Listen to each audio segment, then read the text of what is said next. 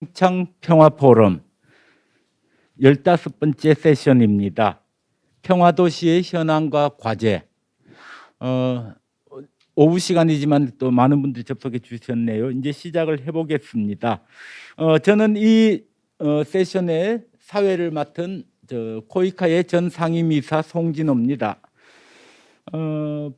평화도시를 구성하는 두 가지의 기저가 있었죠. 하나는 역사 기억을 재구성해보자. 히로시마의 원폭, 제주의 4.3, 광주의 5.18.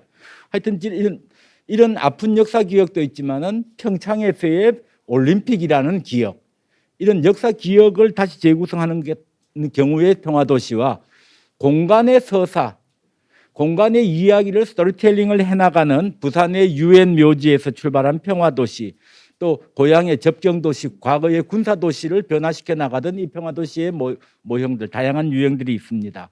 오늘 이 자리를 만든 것은 평창군 산하에 있는 평창평화센터가 주관을 하고 있습니다. 평창군에서는 올림픽의 유산을 다른 도시에서는 스포츠 유산, 경제 유산, 사회 유산, 문화 유산 다른 걸 봤는데 평창군은 도시 유산으로서의 올림픽의 레가시가 무엇이냐, 평화 유산으로서의 올림픽의 레가시는 무엇이냐, 그래서 평화도시로서 어떻게 이 도시를 리브랜딩 해볼 것이냐, 그러면서 또 평화 외교를 도시 외교로서는 어떻게 가볼 것이냐라는 담대한 꿈을 우리 키 작은 군수님이 제안을 하시면서 너무 지금 높게 잡았어. 주변 사람들이 걱정도 됩니다만은, 그래서 지금 군민들 입장에서는 야, 무슨 먹고 살기도 어려운데 평화냐, 뭐 평화가 밥 먹여주냐라는 얘기를 하고 있는 것도 분명히 있을 겁니다. 그래서 오늘 이 자리에는 선행의 경험을 가져왔던 부산광역시, 고양시, 제주도 이런 다양한 스토리들을 우리가 벤치마킹 해가지고 정말 제대로 된 평창의 평화도시의 플랜을 만들어 나가는 작업을 시작하는 그러한 포럼으로서 오늘 자리가 만들어졌습니다. 먼저 우리 인사 말씀을 듣기 위해 가지고 키는 작지만은 정말 거인이십니다. 우리 평창군의 한왕기 군수님 모시고 잠시 인사 말씀 듣겠습니다. 뜨거운 박수 부탁드리겠습니다.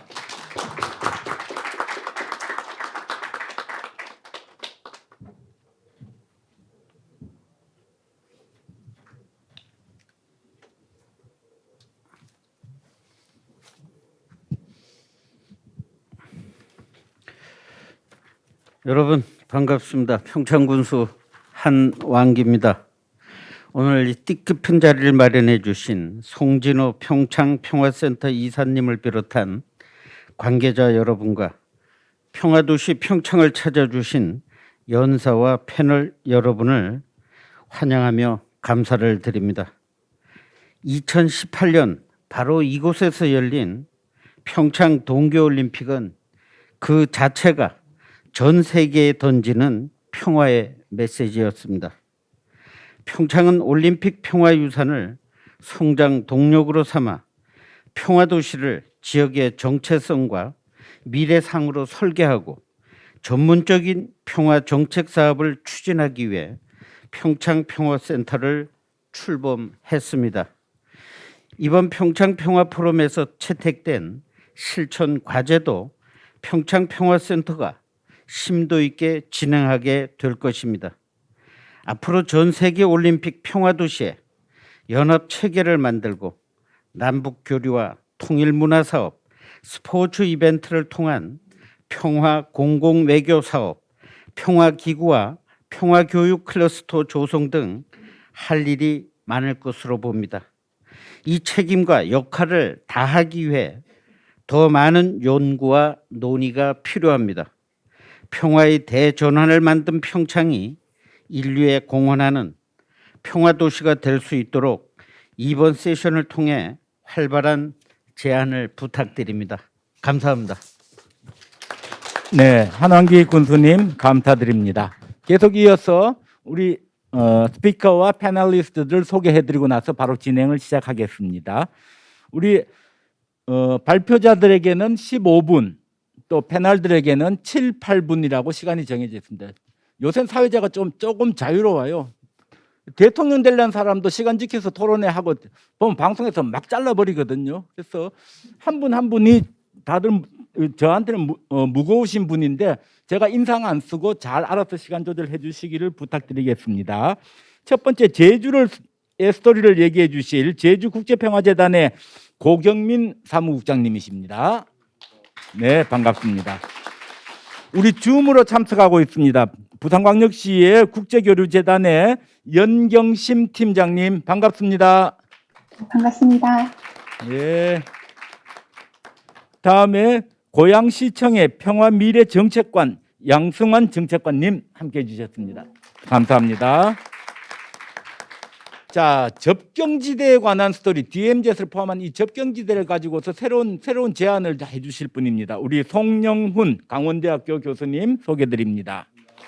네, 이렇게 네 분의 패널 스피커와 이어서 패널로는 제주 평화인권연구소 왓 영어로 왓이 아니고 제주의 고자왈의 왓일 겁니다. 왓의 소장 우리 신강엽 소장님.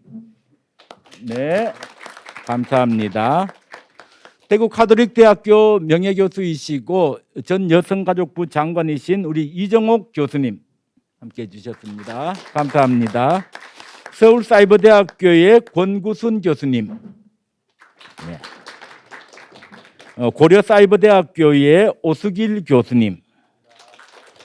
네. 자, 이제 시간을 줄이기 위해서 빨리빨리 진행을 한번 해보겠습니다. 첫 번째, 우리 다 같이 제주도로 여행을 떠나겠습니다. 세계 평화의 섬, 노무현 대통령 때 시작되었던 세계 평화의 섬 그리고 평화 실천 프로그램을 치밀하게 잘 가져가고 있는 우리 제주도로 떠나겠습니다. 고경민 센터장님 부탁드립니다. 안녕하십니까. 국제평화재단에서 이제 사무국장을 하고 있는 고경민입니다. 제주국제평화센터 센터장도 같이 겸임을 하고 있어서 이 자리에 좀 초대가 됐는데 초대해 주신 평창평화센터 관계자분들께 감사를 드립니다. 제가 오늘 말씀드릴 주제는 세계평화의 섬과 제주의 평화실천 프로그램입니다. 뭐 아시다시피 제주도가 평화의 섬, 이른바 이제 평화도시로 지정된 지는 벌써 17년 정도, 올해를 기준으로 하면 17년 정도가 됐습니다. 우리 국내에서도 제주도 이외에도 지금 평창 이외에도 여러 도시들에서 이 평화도시를 선언하고 지향하고 행정적으로 정책적으로 추진하려는 이런 적극적인 움직임들이 이제 많이 관찰되고 있습니다. 이러한 그 노력에 혹 제주도가 이 선행 주자로서 나름 그간의 경험들을 얘기할 수 있다면 혹 도움이 될지 몰라서 제 발표의 주제를 이렇게 평가와 전망이라고 좀 잡았습니다. 오늘 전반적인 그 논의의 내용은 평화의 섬에 대해서, 평화 도시에 대해서 어떻게 지정이 됐는지, 어떤 사업, 어떤 추진 체계, 어떤 사업을 했는지, 그리고 이제 그거에 대한 나름대로 제 개인적인 차원에서의 평가, 그리고 이제 앞으로 제주의 평화 비전은 어떤 식으로 구상되고 실천되어야 되는지 이런 차원에서 좀 몇 가지를 좀 말씀드리고자 합니다. 아까 이제 사회자님께서도 소개를 하셨지만 제주도는 노무현 대통령에 의해서 2005년 1월 27일 세계 평화의 섬으로 지정됩니다. 저기에 나와 있는 사진은 청와대에서 이 평화의 섬 지정 서명식을 할 때 각 제주도의 각계 대표들이 한 번씩 같이 참여해서 이 평화의 섬 지정식에 참여를 했던 그 그림입니다. 우선 저는 이제 세계 평화의 섬 지정이 어떤 의미를 가지고 있느냐, 아까 군수님께서도 이 평창 평화도시, 평창 평화 포럼 관련된 어떤 배경이라든지 의미들을 말씀해 주셨는데, 저는 나름대로 이제 국가 차원에서 평화도시로 지정된 초유의 사례라는 점이 우선 이제 두드러진다라고 이제 볼 수가 있겠고요.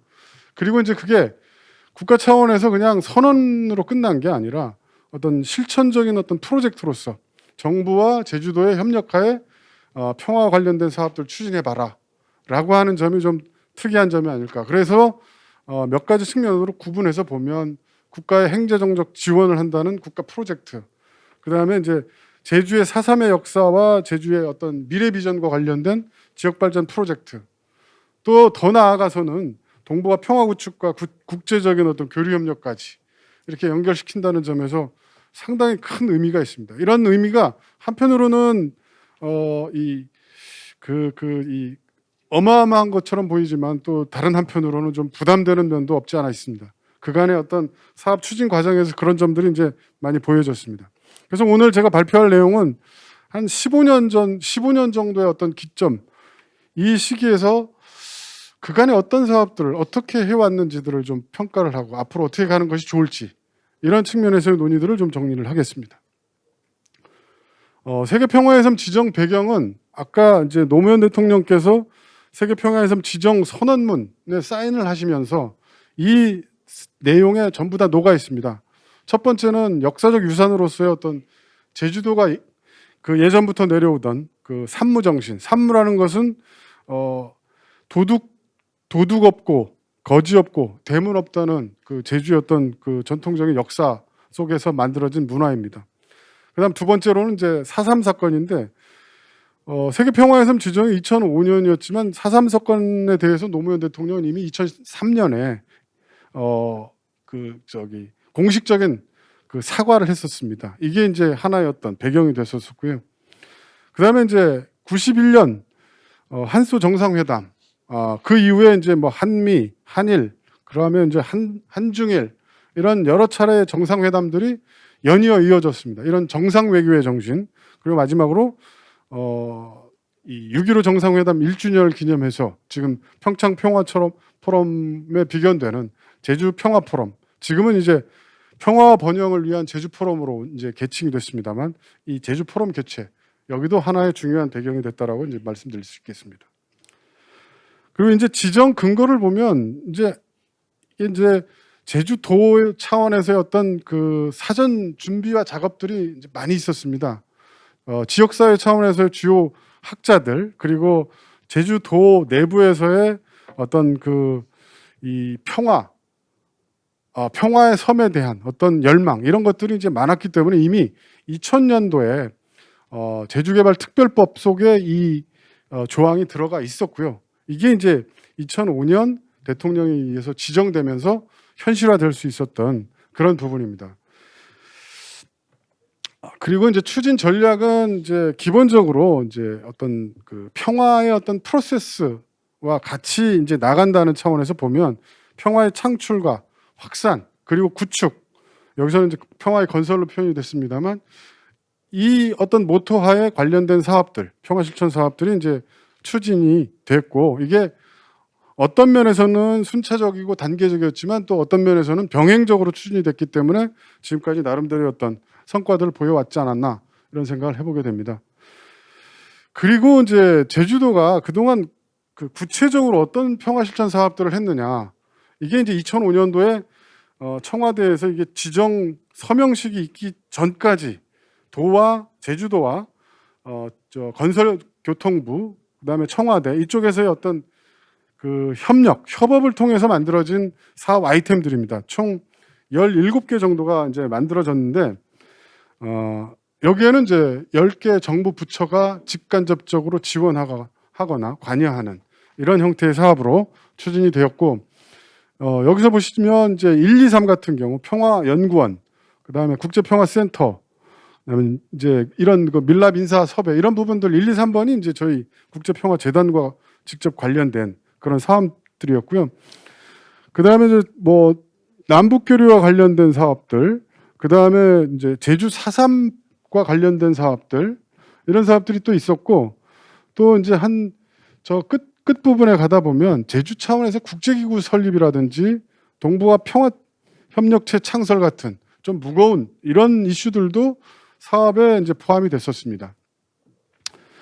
주요 성과들을 보면 뭐 우선 제주 포럼 자체가 좀 나름대로 이제 많이 알려졌고, 평화연구원 활동 열심히 하고 있고, 이제 남북교류와 관련된 사업들은 이제 관계가 좀 문제가 있다 보니까 지금 이제 정체된 상태이고요. 그다음에 이제 지역사회에서 평화 교육을 통한 여러 가지 다양한 평화 교육 사업들 하고 있고요. 그래서 이제 15주년 기점으로 해서 제주도에서도 새로운 단계 버전 2.0 단계로의 어떤 전환을 위해서 작업을 하고 있습니다. 그래서 이제 연구 결과물도 나오고 했지만 이제 이게 이제 조금 더 공식화돼서 추진된 데까지는 좀 시간이 이제 걸릴 것 같습니다. 이러한 사업들을 통해서 보면 저는 이제 몇 가지 이제 비판적 평가가 가능할 거다. 첫 번째는 평화 개념의 문제를 이제 지적하지 않을 수 없다. 이 부분은 이제 뒤에서 조금 더 이제 연계해서 말씀드리는 게 더 나을 것 같습니다. 그다음에 이제 평화 실천 사업의 편중성 문제. 이거는 이제 제주도가 이제 적극적 평화, 소극적 평화 두 가지를 다 추진한다라고 얘기를 했지만 다분히 적극적 평화를 간과한 소극적 평화 중심의 사업들이 대부분이었다라는 점. 그다음에 사업 추진 주체 면에서도 원래 출발부터 이제 민관이 협력해서 하기로 했었지만 시간이 가면 갈수록 민간보다는 이제 그 행정 차원에서의 어떤 의무적인 이런 형태의 사업으로 나가는 이런 문제점이 있었고요. 그다음에 제주의 브랜드 이미지 같은 경우에도 지금 세계 평화의 섬이 이제 2005년도만 해도 많이 이제 회자되고 했었는데 지금 거의 사라졌습니다. 그 이외에 또 특별 자치도도 있고 또 뭐 저 세계 그 유산 이런 것들이 있다 보니까 이제 많이 이제 혼돈스러운 상황입니다. 이걸 어떤 식으로 상승적으로 통합을 하든 하는 이런 노력들이 좀 필요한 상황이 아니냐. 그래서 저는 이제 제주형 평화 비전 구상에서 평화 개념부터 조금 좀 폭넓게 가야 된다. 그래서 기존의 어떤 그 소극적 적극적 평화 개념보다는 제주의 과거, 현재, 미래 이것들을 연결하는 그런 평화 개념이 필요하다. 좀 더 광범위한. 그래서 제주도 내에서는 이미 이제 평화 문화라는 개념은 좀 논의되기 시작하고 있습니다. 그래서 이제 그 삶의 양식이자 가치관으로서 그리고 어떤 연대의 원천으로서 국가와 어떤 그 집단 간의 어떤 관계를 포함한 환경과의 관계 여러 가지 포괄적인 측면에서의 평화를 구축하고 그걸 이제 문화로 이제 승화시켜 나가는 이런 차원에서의 개념으로 좀 확장될 필요가 있다. 그래서 그걸 토대로 했을 때 제주도가 과연 어떤 새로운 평화실천 프로그램들을 추진할 수 있겠냐. 과거의 역사, 그러니까 이제 아까 말씀드렸듯이 이제 과거와 현재와 미래를 연결해야 된다는 측면에서 보면 제주의 4.3을 빼놓고 가기는 사실 쉽지 않은 면이 있습니다. 물론 4.3 평화재단이 있어서 그 사업을 하고 있긴 하지만 이 세계 평화의 섬 지정의 중요한 역사적 근거 중에 하나가 4.3이었었기 때문에 그래서 이제 이 인권 증진 관련된 프로그램들 이제 준비가 필요하겠고 그다음에 제주 지역사회에서 여러 가지 많은 갈등들이 이제 나타나고 있는데 뭐 여러분들 들어보셨을 겁니다. 해군기지 그다음에 뭐 이 저 영리병원 그 지금 행정체제 개편 이런 부분들이 다 잘 정리되지 않고 계속해서 이제 빈발하는 갈등 문제들이 이제 제기가 되고 있습니다. 이런 부분들에 대한 어떤 갈등 관리의 어떤 그 프로그램들 이런 것들을 만드는 것도 좀 필요하지 않을까. 그다음에 이제 최근 들어서 이제 평화 개념이 이제 많이 확장되고 있는데 그 중에도 제주도가 가장 주목하고 또 이제 특화시킬 수 있는 부분 중에 하나가 이 생태 환경과 관련된 이런 평화가 아닐까. 그래서 이 부분에 대해서도 새로운 어떤 이 사업 아이템들을 평화 실천 사업 아이템들을 모색을 해야 된다. 그다음 이제 마지막으로 기존에 해왔던 부분들이지만 여전히 강조돼야 될 부분은 제주의 어떤 국제 교류 협력을 위한 평화 실천 프로그램은 지속돼야 된다.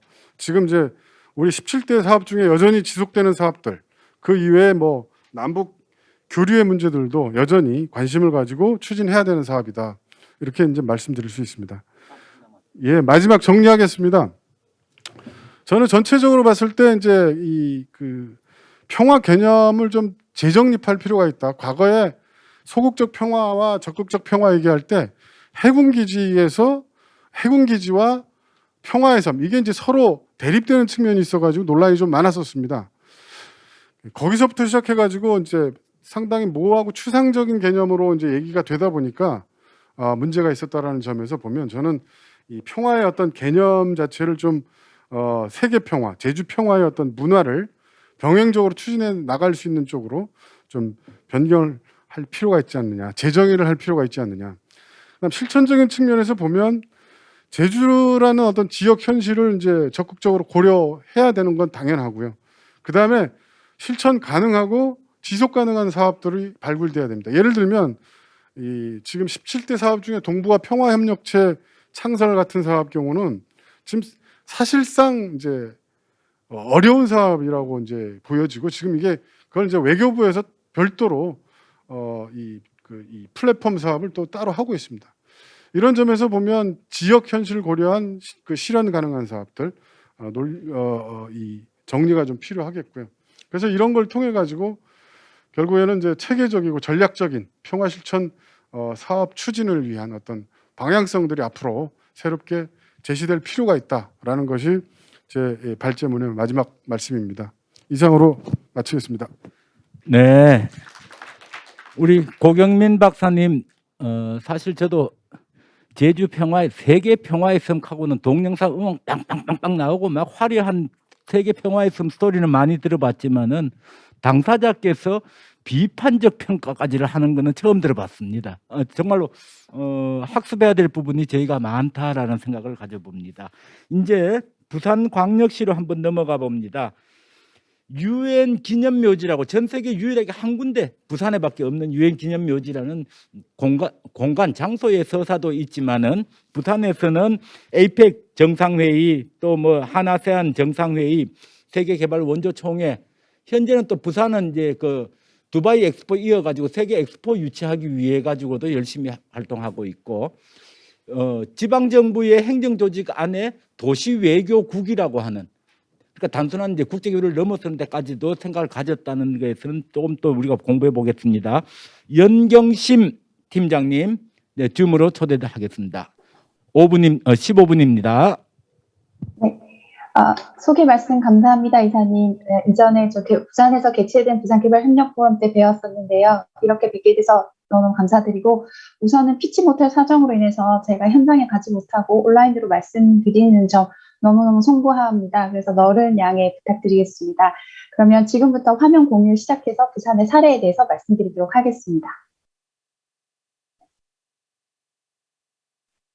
네, 안녕하십니까. 저는 부산국제교류재단의 개발협력팀을 담당하고 있는 연경심이라고 합니다. 오늘 저는 다소 좀 긴 주제로 발표를 준비했습니다. 부산 포용과 연대의 세계 평화를 이야기하는 도시의 서사, 글로컬 상생 협력을 통한 평화 가치 실현이라는 주제로 여러분들을 만나게 되었습니다. 사실 이 주제 발표를 준비하면서 어떤 제목으로 말씀드리면 좋을까라고 생각했을 때 부산이 지금의 현재의 모습으로 갖추어져 가기까지의 부산의 발전의 과정, 그 과정의 스토리, 서사가 이게 평화와 결코 뗄래야 뗄 수 없는 사실이라는 점을 잘 이해하게 되었었고, 그리고 그런 과거의 평화의 이야기들을 앞으로 부산 지역에서만 아니라 글로벌 사회까지 글로컬 상생 협력이라는 방식으로 평화 가치를 실현할 필요가 있다. 그리고 그런 관점에서 부산시가 국제평화 중심 도시로서 그 주제의식을 가지고 노력하고자 하고 있다는 것을 말씀드리면서 그런 사례들을 오늘 이 시간을 통해서 전해드리고자 합니다. 이 시간을 먼저 준비한 게 앞서서 오늘 먼저 고영민 국장님께서 말씀해 주셨고 평창군을 비롯한 고양시에서도 도시가 하는 평화, 세계 평화를 달성하기 위한 여러 중요한 역할들에 대해서 말씀해 주셨고 말씀해 주실 예정입니다. 도시는 오히려 세계화가 되면서부터 시민들과 세계가 발전할 수 있는 그런 공간으로 자리 잡았고 그런 차원에서 우리가 전 세계적으로 달성해야 할 평화의 가치를 달성할 수 있는 중요한 글로벌 거버넌스의 한 역할을 하지 않느냐라고 생각을 할 수 있겠습니다. 그런 차원에서 보았을 때 우리가 전 지구적이고 보편적인 참여 거버넌스를 통해서 발전적인 변화를 평화라는 방식으로 평화라는 목적으로 달성하고자 한다면 과연 도시는 어떤 역할을 할 수 있을까라고 했을 때 도시는 이런 평화라고 하는 거대 담론을 우리 현실, 우리 삶까지 구체화할 수 있는 중요한 플랫폼으로서 역할을 할 수 있다라고 생각해 보았습니다. 그렇다면 이 도시가 변화하는 과정, 변화하는 동력을 어떤 평화의 가치로 본다고 했을 때 우리가 파워큐브라는 관점에서는 변화를 위한 동력을 지역 수준에서 글로벌 수준까지 그리고 공간적인 차원에서는 닫힌 공간에서 열린 공간까지 그리고 변화가 드러나는 양식은 눈에 보이지 않는 것에서부터 눈에 보이는 가시성이 있는 것까지를 입체적으로 볼 필요가 있다라고 하는 관점인데요. 저는 이 관점을 평화를 통한 우리의 발전, 특히 도시를 중심으로 한 글로벌 세계 발전의 과정에 입혀서 한번 이해해 보고자 했습니다. 그렇게 했을 때 도시가 단순히 지역 사회에 머물러 있는 것이 아니라 국제사회로 연결할 수 있는 어떤 참여의 가능성, 그리고 도시가 가지고 있는 공간이 가진 개방성과 도시가 형성되는 과정에서 우리가 평화를 지향하는 것들이 담길 수 있다면, 이런 동력들이 도시 발전과 맞닿을 수 있다면 평화가 좀 더 구체적이고 현실적이지 않을까라는 생각을 했었고, 그렇게 들어가는 방식도 우리가 눈에 보이는 것 또는 우리가 체득해서 할 수 있는 비가시적인 그런 형태들로 드러날 수 있다고 생각했습니다. 그래서 도시의 변화의 양상을 서사라고 표현했을 때, 도시와 평화, 특히 세계 평화를 지향하는 도시가 만들어내는 이야기들이 우리가 실제적으로 평화를 정의하고 평화를 달성하는 방식으로 나타날 수 있을 것이라 생각했습니다. 그렇게 했을 때 부산의 사례를 소개하는 것에 어떤 생각의 틀을 크게 공간과 참여, 서사의 구현 방식으로 좀 생각을 해보았는데요. 앞서 말씀드린 파워 큐브의 관점에서 봤던 것처럼 도시가 가지는 공간에서 평화에 대한 기억과 성찰을 할 수 있고, 그 공간에서 다양한 참여자들과 공동체들이 평화에 대해서 이해하고 갈망하고자 하는 것들, 그리고 그러한 참여들이 구체화되어서 도시 간의 초연결적 글로벌 사회 구성원으로서 도시가 협력할 수 있고, 그 협력을 통해서 평화를 성취하고 공유하고 확산할 수 있는 그런 형태로 도시의 역할을 정의를 해보았습니다. 그래서 이런 틀에서 과연 부산은 어떠한 이야기를 만들어 왔으며 어떤 이야기를 만들고 있고 앞으로 어떤 이야기를 만들어 가야 될 것인지에 대해서 말씀드리고자 합니다. 앞서 송진우 이사님께서도 말씀을 주셨는데요. 부산 하면 아마 가장 먼저 떠오르시는 것이 유엔 기념공원이실 겁니다. 한국 전쟁 이후 그리고 피난 수도의 과정을 거치면서 부산은 전 세계에서 유일한 유엔 기념묘지, 그러니까 유엔 기념공원을 가진 곳입니다. 유엔의 참전의 의미와 평화 수호에 대한 가치를 기억하는 공간을 가지게 되었는데요. 이런 공간을 중심으로 해서 평화에 대한 가치를 기억하는 것들이 이제 90년대까지 이어졌다면, 그런 유엔 참전 이후에 원조를 받으면서 부산이 발전해 나가는 과정도 이와 맞닿아 있다고 생각합니다. 그러면서 2000년에 접어들면서 부산은 좀 변화하기 시작합니다. 에이펙 정상회의라든지 세계개발원조 총회 등의 과정을 거치면서 부산은 보다 더 좀 글로벌화된 도시로 변화하는 과정을 거치게 되는데요. 이 과정에서 결코 놓치지 않았던 것이 유엔 평화에 대한 가치였습니다. 그래서 유엔 평화 문화 특구를 조성하고 여기에 관련된 여러 가지 사업들을 추진하게 되었고, 또 피란 수도 부산에 대한 그 유산들을 기억하기 위한 여러 가지 노력들을 해왔습니다. 그러다가 특히 2019년도 한 아세안 특별 정상회의를 계기로 해서 부산은 국제평화 중심 도시라는 슬로건을 가지고 보다 본격적으로 이제 도시 안에서 또는 우리나라에서만의 국지적인 그런 평화가 아니라 국제사회에 이바지할 수 있고, 국제협력, 특히 도시 간의 협력을 통해서 세계 평화에 이바지할 수 있는 그러한 노력들을 해오고 있고, 사실 이러한 역할을 하는 것은 부산의 발전해 나가는 모습들과도 맞닿아 있다고 할 수 있겠습니다. 그렇게 했을 때 부산은 공간적으로는 세계 평화를 수호했던 희생정신, 그리고 피난 수도 당시에 여러 다양한 이방인들을, 이 피난민들을 함께 포용하고 공존해왔던 그 평화로운 방식들로 나타난 도시의 모습들, 그리고 그 도시의 모습들을 계속해서 기억하고, 이런 도시의 모습들과 부산이 국제 원조를 받으면서 또는 그리고 유엔 평화 유지 유엔 군의 참전을 계속해서 기억하면서 우리가 받았던 것들을 함께 나눌 수 있다는, 나눠야 한다는 국제 협력 활동을 통한 참여의 서사, 그리고 이것들을 본격적으로 이제 보다 더 부산과 더 많은 도시들 간에 나누어야겠다는 서사를 구현하는 방식으로서 부산은 세계 평화에 기여하기 위한 노력들을 기울이고 있습니다. 먼저 부산 공간의 서사에 대해서 말씀드리면, 계속해서 말씀을 드려야겠지만, 유엔 기념공원이 있다는 것은 굉장히 의미 있는 곳이라고 생각합니다. 세계 유일한 곳이기도 하지만 한 번도 보지 못했던 국가의 사람들이 한 곳에 모여서 이 한반도의 평화를 수호하고 이 한반도의 평화 수호를 위한 세계 평화에 기여했다는 점에서 굉장히 상징적인 곳이고, 지금까지도 기억하고 있다는 점에서 중요하다고 생각합니다. 그리고 동시에 부산은 피난민과의 공생을 통해서 도시의 모습이 많이 모양새들이 갖추어졌습니다.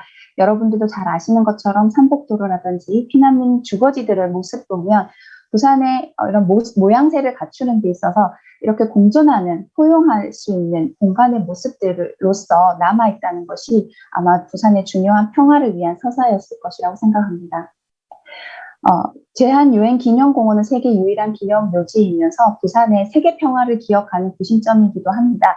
사실 저도 지금 이 유엔기념공원이 있는 곳 근처에서 거주를 하고 있는데요. 아주 어렸을 때부터 여기를 드나들면서 정말 보지 못한 나라의 사람들이 왜 이곳에 있을까?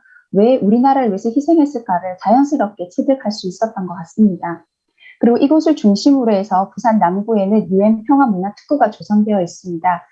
유엔으로부터 승인을 받아서 유엔의 평화의 가치를 문화적인 특성 그리고 지자체에서의 그런 평화를 기념하는 곳으로 조성이 되어 있고 2023년까지 이러한 이 문구를 쓸 수 있는 것으로 알고 있습니다. 그리고 이곳은 단순히 유엔 평화의 희생만을 기억하는 것이 아니라 유엔 평화 기념관이라든지 국립일제강제동원 역사관 같이 평화를 기억할 수 있는 그러한 컴플렉스와 같은 역할을 하고 있고 또 지금 부산시 남구 같은 경우에는 이 문화특구를 앞으로 청년 세대들이 보다 더 창조적으로 평화적인 가치를 또 생산적인 활동을 할 수 있도록 조성하고 있는 노력을 기울이고 있습니다.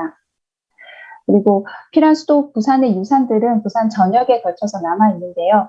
이 유산들이 대체로 보면 부산의 원도심에 자리 잡고 있습니다. 그래서 부산시는 이 원도심에 있는 부산의 유적지를 기억함과 동시에 도시 재생의 차원에서 피란 수도 유산들을 어떻게 하면 활용할 수 있을지 고민을 하고 있고 대표적인 사업으로 유네스코 등재를 추진하고 있습니다.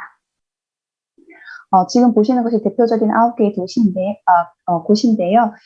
이러한 피란 수도 부산의 유산이라고 하는 것이 가장 중요한 의미는 어떤 타자에 의해서 수동적으로 형성된 평화의 공간이라기보단 적극적인 형태로 피난민들을 포용했던 그런 부산 시민들과 그 시민들과 이방인들 간에 어떻게 하면 평화롭게 공존할 수 있을지에 대한 모습들이 그대로 도시의 모습으로 남아있고 이 도시의 모습을 앞으로의 세대를 위해서 가치롭게 만들어 간다는 차원에서 이 공간적인 가치가 있다라고 말씀드릴 수 있을 것 같습니다. 그렇다고 해서 이런 공간을 단순히 보여주는 곳 그리고 그냥 단순히 체험하는 곳으로 그치는 것이 아니라 부산은 이런 공간들을 활용하면서 참여할 수 있는 평화의 서사를 만드는 그런 계기로도 활용하고 있는데요. 부산이 본격적으로 국제화된 도시, 그리고 소프트 파워 콘텐츠로 활용한 도시 발전을 모색하면서 이러한 공간들에 있어서 참여 방식에서의 어떤 좀 글로벌화된 접근 방식들을 차용하고 그런 부분에서 노력을 해 나가고 있습니다. 이런 참여를 통해서 사실 이 참여라고 하는 것이 누가 시켜서 하는 것이 아니라 자발적이고 그리고 다양한 사람들이 참여한다는 것에서 의미가 있을 것 같은데요. 2019년부터 부산은 UN 위크라는 행사를 기획했습니다.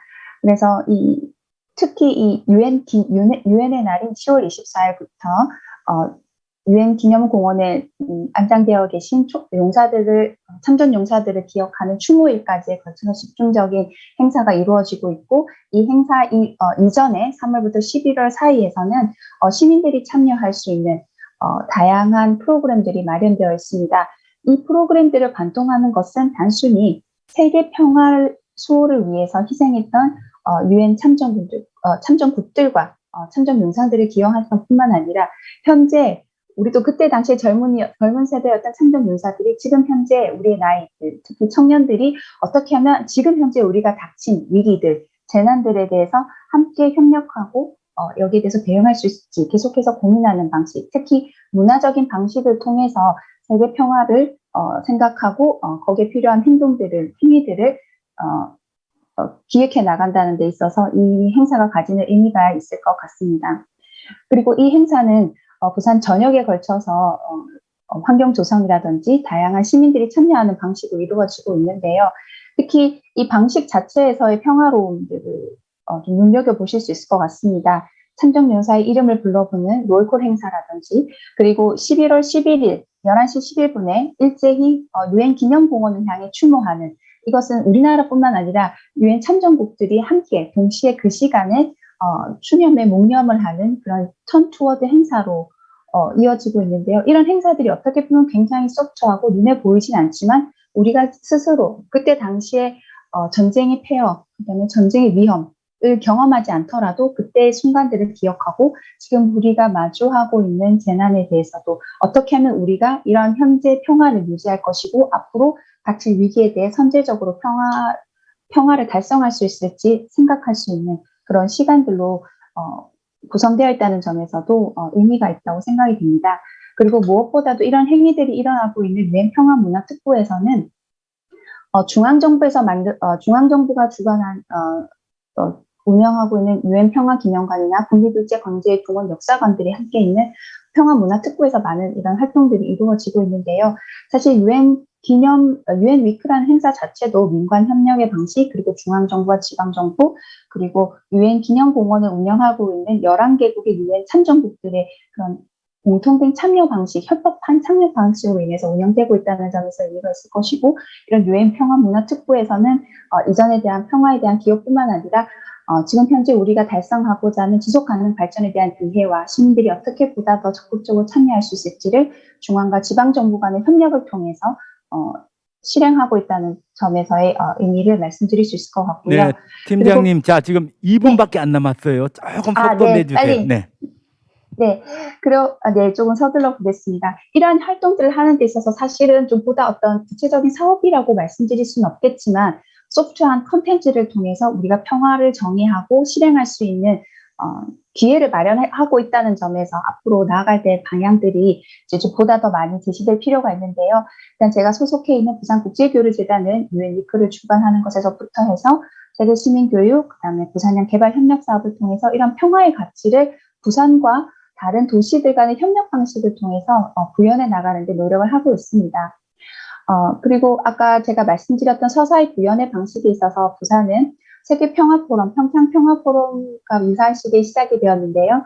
평화포럼을 통해서 도시가 어떻게 하면 도시 간의 협력을 통해서 평화를 달성할 수 있을지를 논의를 하고, 그리고 도시 간의 네트워킹 활동을 통해서 이제 앞으로는 부산이 좀 더 도시 간 협업을 통한 평화 실행 방식들을, 부산이 경험한 것들을 나눌 수 있는 그런 기반들을 조성해오고 있습니다. 그래서 부산 내에 있는 다양한 시민들이 참여할 수 있는 프로그램들과 함께 제가 담당하고 있는 사업이기도 하지만 부산 개발협력 사업, 특히 부산형 개발협력 사업을 통해서 부산이 평화를 통해서 변모하고 발전해왔던 것처럼 다른 여러 나라의 도시들과 시민들이 평화를 통해서 그 평화적 가치를 실현하고 그리고 향유할 수 있도록 노력하고 있습니다. 주어진 시간이 좀 부족해서 제가 빨리 말씀을 드리면, 그렇지만 이렇게 지금 다양한 평화의 서사를 만들어가고 구체화하는 과정에 있어서 지금 많은 자원들과 참여 방식들이 있지만, 앞으로 부산이 좀 더 필요한 부분은 이렇게 우리가 참여하고 있는 공간과 참여의 방식, 이런 서사를 부여하는 방식들이 보다 유기적이고 입체적이고 그리고 통합적으로 연계될 필요가 있다고 생각합니다. 사실 이런 것들이 부산에 있는 자발적인 참여에 의해서 또는 구자치단체에서 또는 이제 글로벌 차원에서 연계되기 위한 활동들이 여러 가지 있지만, 이것들을 하나의 구심점으로 모아둘 필요가 있을 것 같은데요. 그런 점에서 부산이 지금 현재 굉장히 중점을 두고 있는 2030 부산 월드 엑스포 유치가 굉장히 중요한 의미가 될 수 있을 것 같습니다. 월드 엑스포의 주제는 세계 대전환 더 나은 미래를 향한 항해입니다. 마침 2030년이 SDG가 달성되는 해이기도 한데요. 부산이 지금까지 해왔고 경험했던 것들이, 특히 부산이라는 도시를 중심으로 해서 평화적인 문화를 형성하고 이 평화 문화를 통해서 보다 생산적인 공간을 만들고 사람들이 참여하고 도시 간의 대화 협력체들을 구성할 수 있는, 지금 하고 있는 유엔 위키라든지 평화 포럼 같은 행사들이 부산 또는 한국 안에서만이 아니라 유엔 회원국들과 함께 좀 더 협업할 수 있는 그런 관계로 발전할 수 있는 계기가 되었으면 좋겠고, 이런 것들이 실제로 구현된다고 했을 때는 글로벌 차원에서 우리 부산뿐만 아니라 우리나라에 있는 여러 다른 도시들, 그리고 다른 국가에 있는 도시들이 함께 글로벌 차원에서 평화를 통해서 도시를 변화할 수 있다, 평화가 중요한 동력이 될 수 있다라는 서사의 구원, 그런 상생협력의 방식으로 구현될 수 있었으면 좋겠습니다. 좀 주어진 시간 내에 더 많은 얘기를 드렸으면 좋겠는데요. 중요한 것은 평화의 가치가 도시의 모습을 바꿨고, 앞으로 부산이 받았던 그런 혜택만큼 세계 평화를 위해서 부산이 세계 박람회를 통해서 좀 더 공유할 수 있게 되기를 바라고 많은 의견과 관심 부탁드리겠습니다. 감사합니다. 오늘 사회자가 부산 출신이어가지고 제가 1분 30초 더 드렸습니다. 이거 사회자 직권으로 드렸는데요. 이게 지금 저희가 토론 이따가 나오겠습니다만은 서사가 확실하게 있는 도시, 5.18 광주, 4.3 제주란 일본의 뭐 히로시마라든 이런 있는 도시와 부산은 사실 보면 지금 서사를 재구성해 나가고 있는 도시거든요. 그래서 지금 장점일 수도 있고 4.3이 있다는 것이 장점일 때도 있지만 또 단점일 때도 있기 때문에 이런 전략들이 평창은 어떻게 지금부터 상상력을 내는 게 맞을까 고민 주제가 많은 것 같습니다. 세 번째 여행을 떠납니다. 접경도시, 군사도시의 기억들을 가지고 있는 그 공간에서 남북 교류 협력을 중심으로 한 평화도시를 얘기하고 있는 고양시입니다. 안성환 정책관님 초대하겠습니다. 네, 안녕하십니까. 반갑습니다. 저는 고양 특례시 평화의 시장 미래의 중심 고양시 평화미래정착관 양승환입니다. 여기 와서 보니 평창시도 평화의 시작 새로운 평창으로 이렇게 시작한다는 한한계 군수님의 명함을 받으니까 새롭습니다. 네.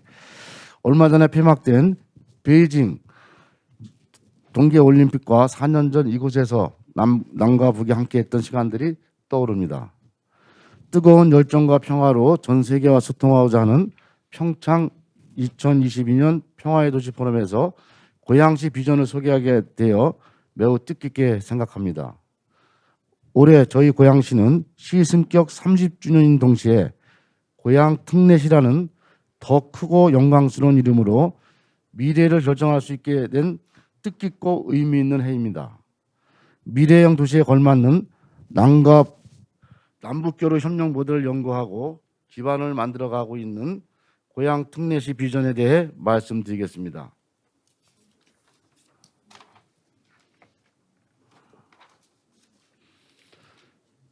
발표 내용은 지정학적 필요성과 추진체계, 남북교류협력 사업, 평화 비전 순으로 설명드리겠습니다.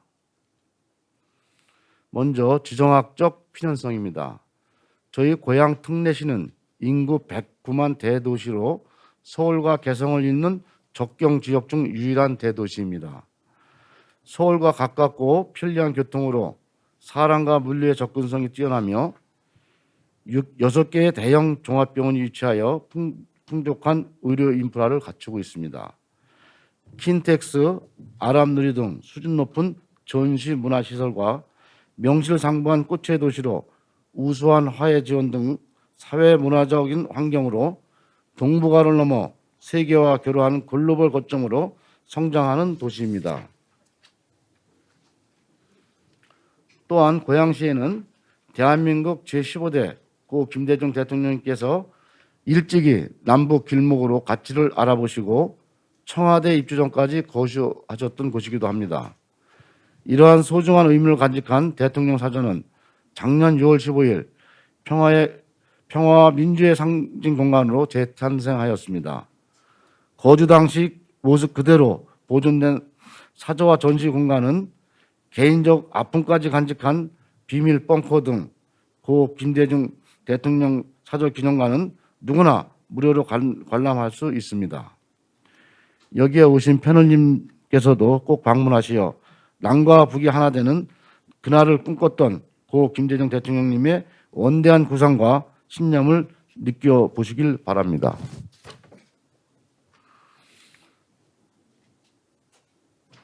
다음은 고양 특례시 평화정책 추진 체계를 말씀드리겠습니다.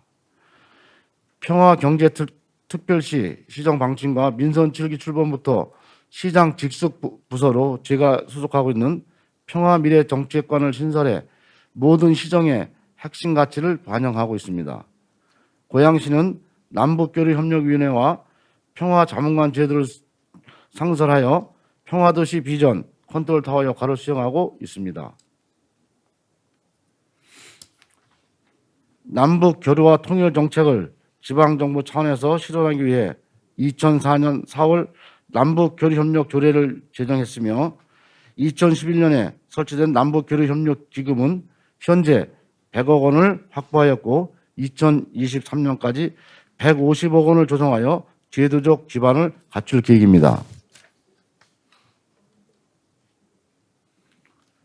고양시는 강력한 의지와 특화된 사업 구상으로 2020년 3월 기초단체 최초 대북 지원 사업자가 선정되었으며 현재는 모든 지자체가 지정되는 성과로 이루어졌다 자부합니다. 이는 통일부 주도에서 벗어나 정치적, 군사적, 대치 국면에도 유연하게 대응할 수 있는 지방정부로의 전환이라는 확장성을 갖는다고 하겠습니다. 예산과 안정적 기반을 확보한 고양시는 경제 국면에도 인도적 지원을 우선 추진하고 있습니다. 북한과 신뢰 구축 후에 어린이 임산부들을 대상으로 영양식과 상품품 지원을 비공개적으로 추진했으며 작년 말 1억 2천만 원 규모의 콩기름 지원 사업이 최초 성사된 바 있습니다.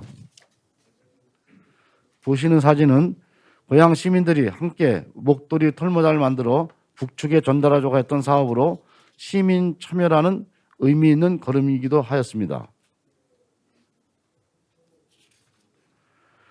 코로나 이후 남북 교류에 필수적인 보건의료 협력을 핵심 사업으로 선정하여 추진하고도 있습니다. 그 첫 단계로 국립암센터 내 평화의료센터를 개소하여 북한 이탈 주민 건강검진을 통한 조사 연구는 3년 차에 접어들었고 남북 질병 언어 비교 연구도 계속 진행함으로써 소중한 데이터를 축적하고도 있습니다. 더 나아가 새로운 비전과 공론의 장 마련을 위해 2020년부터 고향 평화 의료 포럼을 매년 개최하여 남북 보건의료 거점으로 자리하고 있습니다. 향후에는 초국경적 보건의료 협력과 글로벌 협력 시대에 걸맞는 국제 포럼으로 북측의 참여 가능성도 확대하고자 합니다. 또한 평화와 남북 협력에 대한 시민이 공감할 수 있도록 다양한 남북 화해 분위기 조성 사업도 추진하고 있습니다. 시민 교육과 지역사회 역량 강화를 위한 공모 사업을 전년도에 5개 사업에서 금년에는 14개 사업으로 확대한 바 있습니다. 고향 특례시는 끊임없이 고민하고 있습니다. 미래 세대에게 평화를 기반으로 하는 행복한 도시를 물려주기 위하여 무엇을 해야 하는지 준비하고 진화하고도 있습니다. 먼저 언젠가 반드시 찾아올 통일 시대를 대비해 남한 사회의 다양한 계층의 통합과 화해를 고민하고 있습니다. 긴 시간 단절된 남북의 이질화를 극복하고 서로 다른 제도와 규칙을 맞춰가는 과정도 필요합니다. 마지막으로 고양시 우수 인프라를 활용한 평화 구축 방안도 고민하고 있습니다. 고양 시민 평화 시민 협약은 범시민적 합의를 도출하고 평화 정책을 실천하기 위한 고양 시민과의 약속입니다. 협약 초안 작성부터 제정, 이행까지 시민들이 직접 참여하게 됩니다. 지난해 12월 발족한 추진위원회는 그 역할을 수행하고 있습니다. 고양시에서 최초로 시작된 평화시민협약이 다른 도시에도 영감을 주고 나아가 나라 간 평화협약으로 발전할 수 있는 발판이 되었으면 좋겠습니다.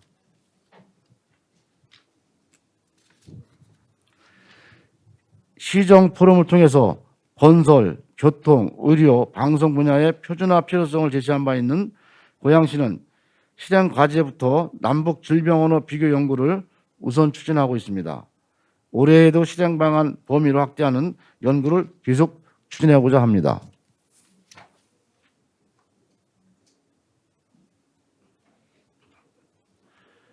남과 북의 교류가 본격적으로 시작된다면 그 첫 주자는 보건의료가 될 것입니다. 고양시는 남북 보건의료 협력 사업의 중추적 역할로 평화의료 클러스터를 일산 테크노밸리에 유치할 예정입니다. 평화의료 클러스터는 국립암센터, 신항암치료센터, 한반도 평화의료 교육연구센터 등 보건 분야 핵심 시설의 최적정지로 구축할 예정입니다. 그중 평화의료교육연구센터는 북한 감염병 연구 공동연구와 남북 의료진 통합교육, 원격 진료 등 평화시대를 대비한 남북 생명보건단지로서 민간교류에 중추적 역할을 할 수 있는 센터로 기대하고 있습니다.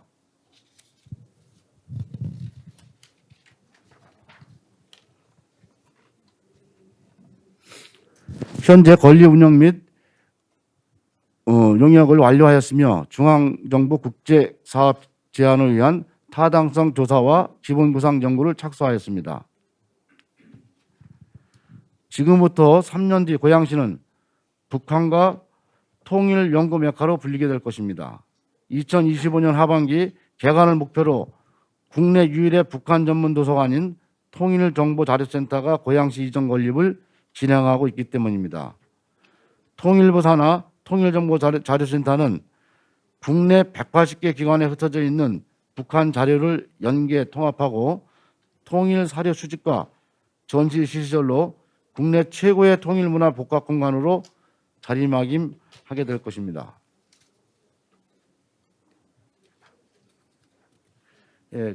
끝으로 고양 특례시는 언제 어떻게 변할지 알 수 없는 남북 관계에 연연하지 않고 접경 지역 대도시로서 평화정책 역량을 확장하고 탄탄한 기반을 마련하여 통일의 물꼬를 뚫는 핵심이 되고자 합니다. 경청해 주셔서 감사합니다. 고맙습니다. 네, 감사합니다. 이 진행한 사람은 우리 양성환 정책관님 같은 분이 제일 사랑스러워요. 너무 좋아요. 시간 딱 챙겨서 해주시고요. 지방정부가 주도하는 남북의 교류협력 사업, 그러면서도 탑다운 방식이 아니라 주민 참여, 시민 참여형으로 만들어 나가는 고향의 모델, 계속해서 저희가 공부를 더 해야 될 것 같습니다. 네 번째, 지금 재밌는 세션입니다. 이 얘기 지금 한 150분 드려야 되는데 15분 만에 하실는지 모르겠는데, 접경 지역에, 사실은 강원도, 경기도 다 접경 지역인데, 접경 지역 여기 DMZ 새특별연합, 오늘 오전에도 우리가 지금 이제 평화 공공외교 평화 ODA 얘기하면서 얘기가 나왔거든요. 우리나라의 한빛부대 평화유지군이 남수단에 가가지고 이 부족 저 한 세 부족이 싸우고 있는 마을 한가운데에다가 만드는 것이 뭐냐 하니까 마켓플레이스예요. 장마당, 시장을 세우는 거거든요. 세이프존을 만들어 나가는. 그 프로젝트는 또 다른 지역에서는 스웨덴의 시다라는 원조 기관도 그런 비슷한 방식을 가져가는데, 이제는 이런 접경 지역, 갈등 지역에서 뭔가의 평화도시가 할 수 있는 새로운 기능이 있다. 아, 정말 우리 앞서가시는 교수님입니다. 강원대학교 송영훈 교수님, 15분입니다. 네. 앞서가는지는 모르겠습니다. 아무튼 그 요청을 받기를 최근 그 접경 지역 10개 기초지자체에서 특별연합을 만들겠다라고 선언을 하고, 그다음에 한국지방행정연구원에 아마 용역을 의뢰한 걸로 알고 있습니다. 그래서 그거에 대한 진행 상황을 좀 요청을 했습니다. 근데 제가 아무리 그 관계자분들을 만나보고 전문가들을 만나봐도 뭐 진행되는 건 없는 것 같습니다. 다만 용역 중인데, 다만 그 아이디어들에 대해서 설명을 드리고, 제가 오늘 평창 평화 포럼에 뭐 좀 우리가 개념적으로 좀 생각해 볼 만한 것들에 대해서 말씀드리도록 하겠습니다. 이 특별연합이 왜 제시되었는가라고 했을 때, 최근에 우리나라의 지역 발전이라는 것은 초광역화를 중심으로 이루어지고 있습니다. 근데 이제 강원도가 불가능하죠. 이제 접경 지역에 다 불가능한 상황이고요. 그다음에 접경 지역 지자체들의 발전 전략들을 보면 거의 대부분 중복되어 있는 부분들이 많이 있어서 그것들을 다시 효율적으로 하자. 그런데 한편으로는 국방개혁 2.0이라든지 아프리카 돼지열병으로 인해서 이 지역에 되게 그 규제가 심합니다. 그러다 보니 더 피해가 더 심할 수밖에 없죠.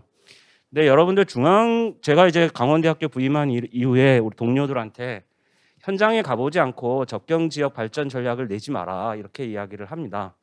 그 이유 중에 하나는 우리가 그동안 뭐 DMZ에 국제 생태평화공원을 만들자, UN 대학을 만들자, 뭐 이런 아이디어를 냈습니다. 세계 유네스코 뭐 평화 뭐 등재하자, 뭐 이런 주장들을 하지만 그것이 이루어지려면 상당히 지난한 과정을 거쳐야 됩니다. 그런데 그것보다 더 빨리 그 지역이 소멸하면 그 정책은 아무런 소용이 없다고 저는 생각을 합니다. 그러니까 저도 강원대학교 오기 전에 그런 부분들에 대해서 좀 고려 없이 거대 정책들을 제안한 적들이 있었는데 많이 반성을 하고 현장을 다닙니다. 그런 속에서 보면 이런 특별연합이라도 해서 기초지자체에서 저 발전을 좀 새롭게 해보겠다라는 욕구는 이해가 가고 되게 경청을 해야 될 부분이라고 생각을 합니다.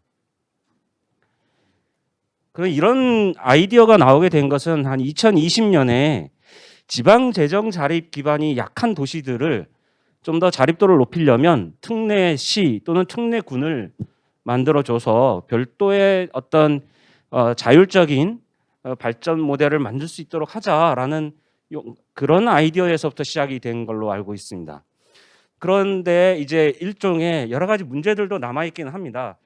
특례시라고 지정이 돼 있거나 이렇게 하더라도 결국 지방 재정 자립도가 너무 낮은 곳에서는 이게 과연 실효성이 있을까라는 부분이 있는 겁니다. 그래서 지금 이게 그 연구 용역진에게 물어봤을 때 이런 부분들을 극복하기 위한 행정적인 거라든지 재정적인 부분에 대해서 제도적인 보완이 필요하다. 그래서 그 부분에 대해서 좀 연구를 진행 중이다라는 답을 들었습니다.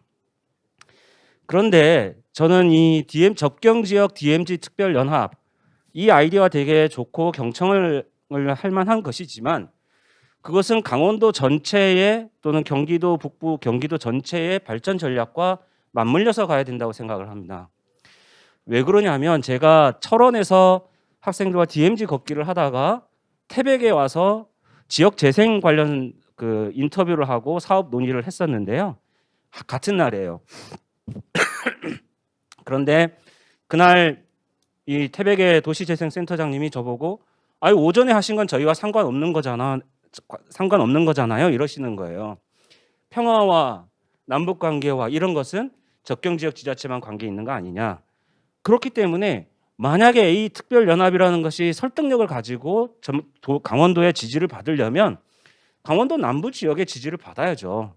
그렇기 때문에 이게 접경지역과 DMZ를 접하고 있는 그 지자체만의 발전 전략이 아니라 강원도 전체의 발전 전략의 하나다, 한 부분이다라는 차원에서 접근이 돼야 된다는 게 제 생각입니다. 그래서 현재 뭐 원주 횡성 간의 통합 이야기도 있고 또 춘천 홍천을 좀 이렇게 특례시로 만들어서 발전하자라는 주장들도 있습니다만은 이제 평창을 포함한 이 남부까지의 전체 발전 전략 중에 한 부분이어야 된다라는 게 제 생각임을 말씀드립니다. 그리고 현재 이 특별연합을 제시는 했지만 접경 지역을 두고 있는 지자체들 간에도 이해 충돌이 많습니다. 그래서 인구를 산정할 때도 군인 인구를 넣을 것이냐 주거 인구를 포함할 것이냐에 따라서 지방 교부금의 차이가 발생할 수밖에 없습니다. 그럼 지방 교부금을 많이 받을 것이냐 별도의 보조금을 많이 받을 것이냐에 대한 그 차이에 따라서 논의가 있고요. 그다음 각 지역들이 어떤 피해를 받았다고 하지만 어떤 피해를 어느 정도 받았느냐라는 거에 대해서 상대평가도 필요하다고 생각을 하는데 그게 과연 가능할까라는 부분이 좀 있는 것 같고요. 그다음에 군 유유지 활용 방법에 대한 차이도 좀 있는 것 같습니다.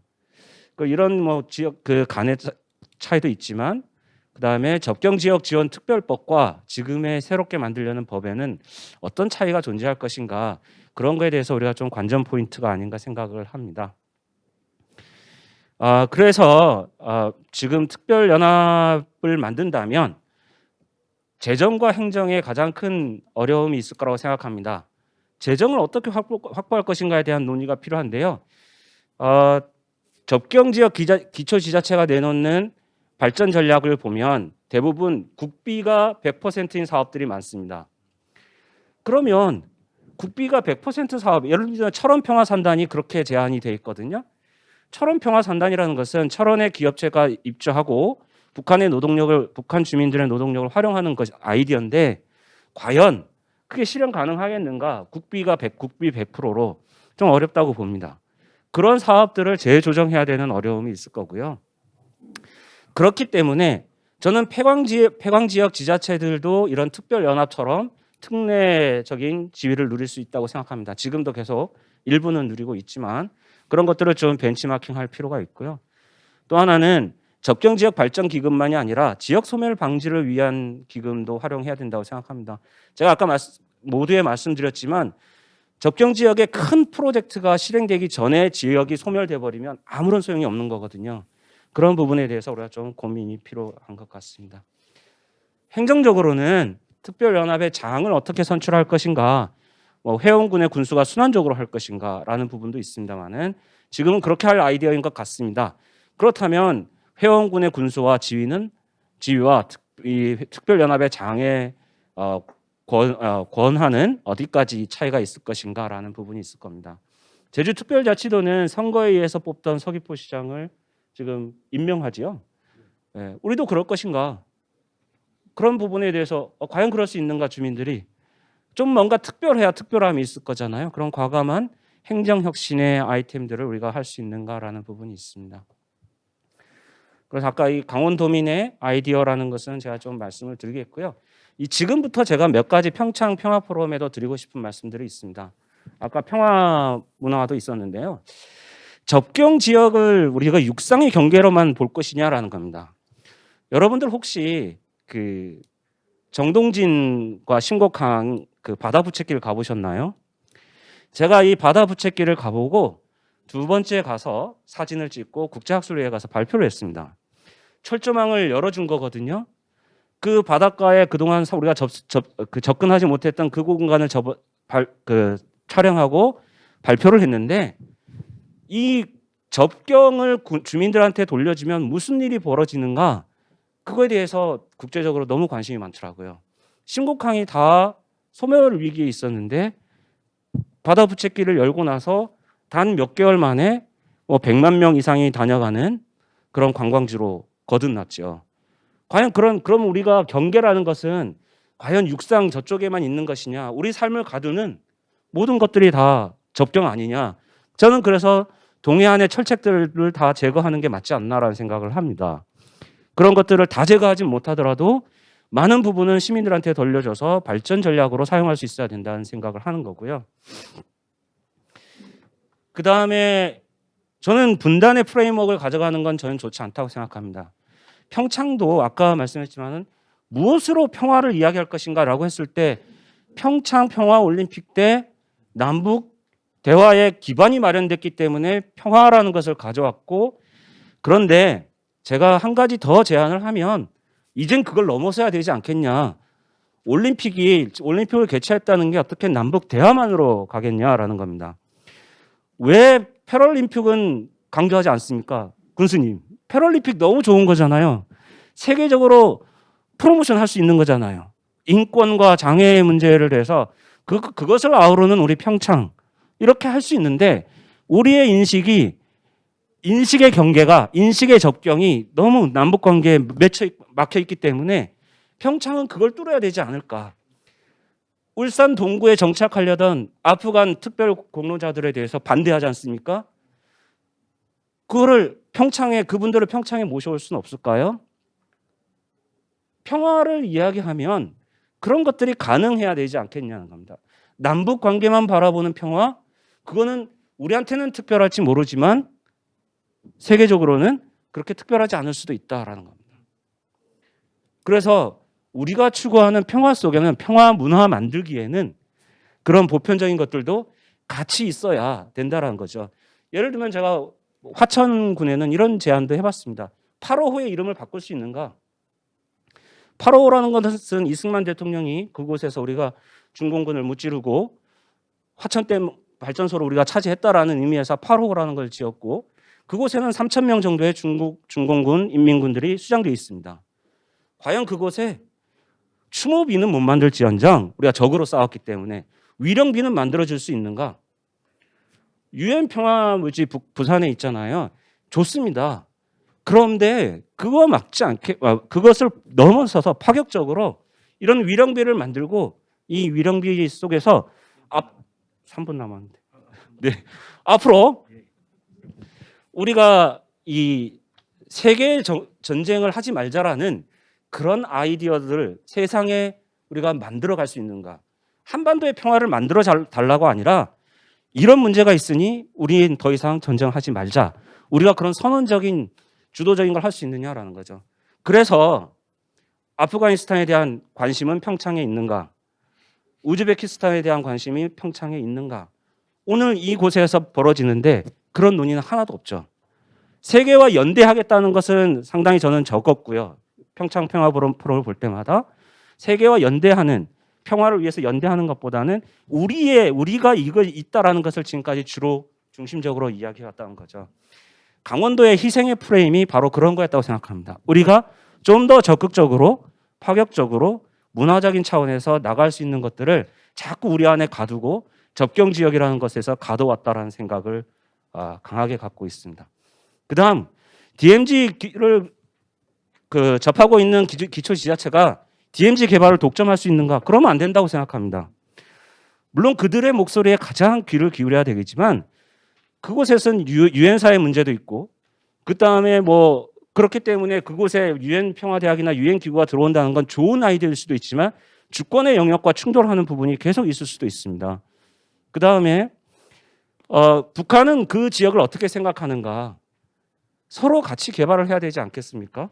서로 같이 보존해야 되고 그래서 저는 DMZ를 나눠서 어떤 곳은 공동으로 개발하고 어떤 것은 공동으로 보존하고 어떤 곳은 역사적인 문제에 대해서 공동으로 복원하는 이 세 가지 프레임으로 접근해야지 통으로 접근해서는 안 된다. 그리고 그것은 강원도 전체의 이익이 우선이 돼야 되지만 또 한국 전체의 이익이 반영될 수 있어야 되지 않겠냐라는 것입니다. 이제 마무리하겠습니다. 제가 강조하고 싶은 것은 평화도시로 거듭날 수 있으려면 여전히 저는 국제적인 연대가 가능한 아이디어들을 더 많이 내야 된다고 생각합니다. 그리고 그런 곳에는 평창평화재단이 지금까지 너무나 많은 노력을 하고 인지도도 많이 높여왔지만 변화하는 세계의 흐름에 대해서 연구하고 활동하는 더 많은 사람들이 인게이지 됐으면 한다라는 생각을 강하게 갖고 있습니다. 네, 이런 부분에서 저는 평창이 평화도시로 거듭날 수 있다고 생각합니다. 다만 평창 올림픽을 남북 관계로 환원시키는 것은 너무나 큰 자산을 너무 좁히는 거라고 생각을 합니다. 수많은 올림픽 도시들이 있는데 그렇게 가지 않거든요. 그것은 다 평화만 내세우지 않고 다른 가치도 내세웁니다. 더 큰 평창 포럼이 될 수 있다라는 말씀을 드리면서 앞으로 다 함께 아이디어를 모아갔으면 하는 바람이 있습니다. 네, 이상입니다.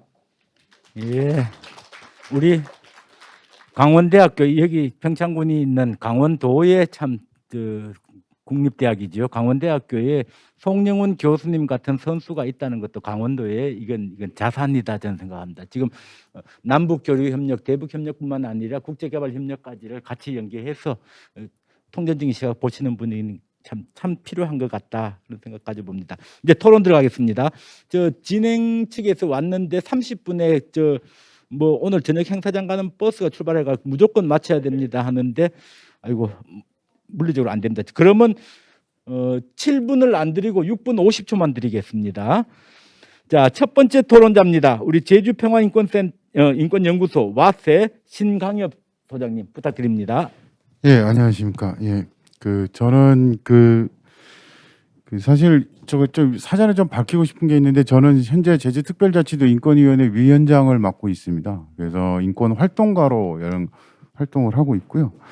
그리고 제가 주로 관심 갖는 평화권입니다. 그래서 인권의 관점에서 평화를 어떻게 볼 것인가라고 하는 그리고 어떻게 실현해 나갈 것인가 이런 게 굉장히 주 관심사거든요. 그래서 오늘 제가 말씀드리는 거는 제주도에서 지금 아까 맨 처음에 발제를 하실 때 적극적 평화와 소극적 평화에 대해서 얘기하시다가 이거를 뭐 새로운 개념으로 좀 확장해 보자 이런 말씀을 하셨는데 그런 점에서 조금 저는 반론도 좀 있고요. 그래서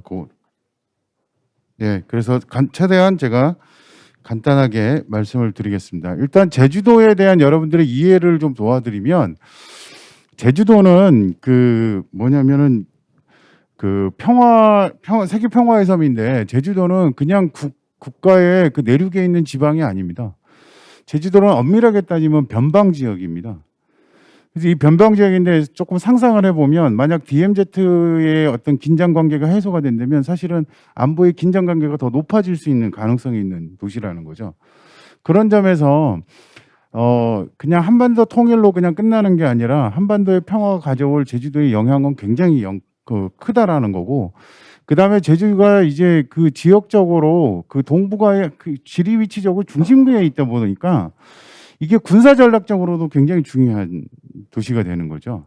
근데 여기다가 군사 기지를 세움으로 인해 가지고 지금 군사적 타격이 공식적으로 된 거죠. 어쨌든 중국의 입장이나 미국의 입장에서는 여기가 군사 기지가 있다면 활용을 하거나 아니면 적에게 타격을 입혀야 되는 지역이 된 거죠. 그러면 이 제주도가 가지고 있는 평화에 대한 위협에 대한 사람들의 느낌은 굉장히 강렬하다라고 볼 수 있는 거고, 그렇다고 한다면 이 평화를 이루는 관점이 실제적인 변화의 관점으로 진행될 필요가 있다라는 거예요. 그런 점에서 오늘 조금 이야기를 하면 고양시든 부산이든 아니면 제주도든 간에 자꾸 평화의 이야기들이 어떤 평화라고 하는 어떤 공공기관의 사업처럼 여겨지는 건 아닌가. 그리고 평화라고 하는 것이 어떤 우리의 발전에 의해서 소용되는 어떤 개념으로 사용되고 있는 건 아닌가라고 하는 저는 의심을 갖고 있는 거예요. 사실은 평화의 문화는 뭐냐면 사회적 갈등을 평화적 방법으로 해소해 나가는 것들을 사람들이 인식하고 그걸 삶의 양식으로 삼는 거거든요. 근데 이게 단순한 문화의 행사나 사업으로 치부가 된다면 결국은 사람들의 삶을 반영시킬 수가 없고 변화를 일으킬 수 없는 지점이 되는 거죠. 그런 점에서 사람들의 삶을 실질적으로 변화시키기 위해서는 적극적 평화에 대해서 개념에 대해서 좀 더 새롭게 해석을 하고 이걸 적극적으로 좀 더 수용을 해야 될 필요가 있다는 거예요. 이게 지금까지 소극적 평화에 대해서는 현실을 인지를 하고 현재의 안보 욕구에서 충실히 해왔고 그런 것들을 인식시켜주거나 이런 데서 굉장히 많은 노력을 해왔는데 실제로 사람들의 삶을 변화시키거나 의식의 변화를 가져오는 데서는 되게 좀 소홀했다는 생각이 듭니다. 그래서 제가 맨 첫 화면에 이게 보면 제주특별자치도 그 평화의 섬 그 클릭해 들어가면 맨 처음 보이는 화면이에요. 여기에 보면 적극적 평화를 가장 우선시하게 설명을 해왔거든요. 근데 아까 고경민 선생님 얘기했다시피 그거에 대한 사업은 전무하다는 거죠. 그래서 저는 이 공간의 서사로서 이 고양시나 부산이나 제주는 굉장히 중요하다라고 생각합니다. 근데 여기 역사적으로 따져보면 여기가 왜 평화도시라는 걸 주장할까? 사실은 여기는 전쟁의 상처를 갖고 있는 곳입니다. 근데 이 전쟁의 상처를 갖고서 역사적 아픔을 뒤딛고 우리가 평화의 씨앗이 돼야 되는데 자꾸 상처만 들춰내고 겁내고 두려워하고 있는 건 아닐까라는 생각이 좀 듭니다. 그래서 제가 조금 볼 때는 소극적 평화, 적극적 평화를 이렇게 막 대립시키거나 이렇게 하지 않고 잘 보면은 소극적 평화는 이제 정지 상태잖아요. 근데 이거는 적극적 평화를 나가려면 적극적인 평화, 내가 항상 평화롭다라고 하는 지향점을 갖고 있자는 거죠. 그런 점에서 소극적 평화는 적극적 평화를 지향할 수밖에 없다라는 거고요. 사람들은 평화롭기를 희망하니까요. 그 다음에 적극적 평화는 단순하게 아이디얼러지한 그냥 이상적인 개념이 아니라는 거예요. 왜냐하면 상호 이해와 신뢰 구축을 기반으로 해서 형성된 신뢰가 실제로 폭력을 줄여 나갑니다. 그게 어디서 나타나냐면 한미가 군축 협상하잖아요. 아니, 미소가 군축 협상하잖아요. 상호 신뢰가 긴장감이 높아지면 상호 신뢰를 높여서 군축을 하게 됩니다. 실제로 유엔 발전권 선언이라는 게 1987년에 발전권 선언이라는 걸 하는데요. 거기에 인간 발전의 7조에 보면 뭐가 나와 있냐면 군축을 통해서 이 남은 재원으로 평화를 협력을 이룩하자라고 하는 내용들이 나옵니다. 이런 점에서 평화가 실제로 사람들의 발전에 도움이 되는 방식이 돼야 된다라는 점이 있고요.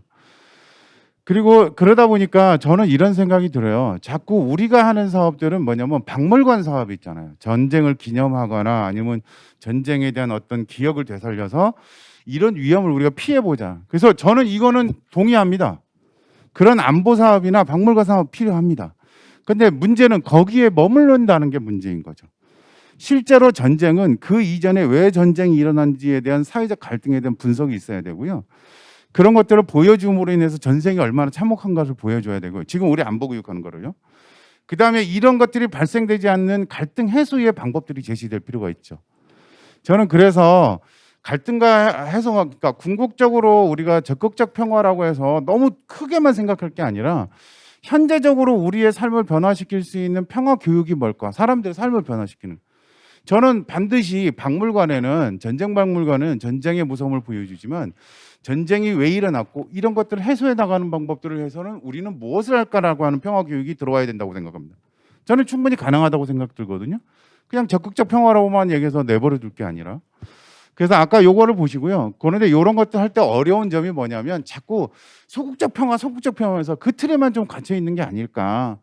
그걸 적극적 평화는 우리가 이루고 있는 만들어가는 과정들의 성취가 적극적 평화가 아닐까라고 하는 방식으로 좀 생각을 해보면 충분히 할 수 있는 게 많겠다 이런 생각이 들고요. 서로 좀 오해를 하는 것 같아요. 적극적 평화하는 사람들은 군비 확장 명분이 다니네. 군사 기지 만들려고 한다. 그리고 소극적 평화를 하는 사람들은 저 사람들은 맨날 데모만 하려고 저항만 하려고 그런다. 이렇게 하다 보니까 정책 입안자나 시행자 입장에서는 다루가 쉽지 않은 거예요. 적극적 평화를 수용하게 되면 얘 데모쟁이 아닐까? 뭐 이런 느낌이 있는 거죠. 그래서 그런 자, 것들에는 오히려 시간이 좀 이제 풀었으면. 다 됐습니다. 조금 정리해 주십시오. 예. 한 가지만 제가 그러면 요것만 좀 얘기를 하겠습니다. 인식을 바꾼다라고 하는 게 요 그림은 제가 제주 해군기지에서 사진을 가져왔습니다. 옆에 보면 제주 해군기지의 전략적 가치라고 되어 있어요. 근데 이거를 적극적 평화를 써서 평화적 지대로 제주도가 가지고 있는 평화적 의미를 살려내고 실제로 평화적인 삶을 한다면 이 동북아 중심에서 평화적인 완충지대를 만들어낼 수 있다고 하거든요. 생각 들거든요. 그래서 저는 인식의 전환이 대단히 필요하다고 하고 거기에서 조금 두렵더라도 적극적 평화에 대한 우리의 고민들이 좀 더 깊어져야 되지 않을까 이런 생각합니다. 예, 이상입니다. 네. 정말 심강윤 소장님 지금 빠뜨린 얘기들 마저 다 듣고 싶은데 정말 안타깝네요. 예. 자, 이제 사회자 제일 큰 고민은 이분이 시간을 오버하면 어떻게 컨트롤해야 될까 걱정입니다. 자, 우리 이제 이정옥 교수님 부탁드리겠습니다. 오버 안 합니다. 마이크. 아니 이게 저 슬라이드가 어디 갔나?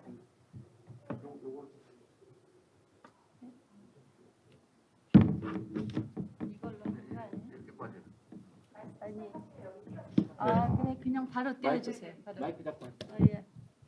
네, 저는 아까 30장을 5분에 하셨으니까 제가 더 빨리 해야 될 것 같습니다. 우선 그 4개의 도시가 4개의 이게 슬라이드가 왜 앞에 안 나오죠? 앞에 스크린에 모니터에 안 나오고 있어요. 예, 고양과 부산과 제주와 강원도 DMZ라는 4개의 지정학적으로 굉장히 다른 곳을 평화라는 하나의 개념으로 묶어서 평화 도시라는 세션에 발표를 하게 되었습니다.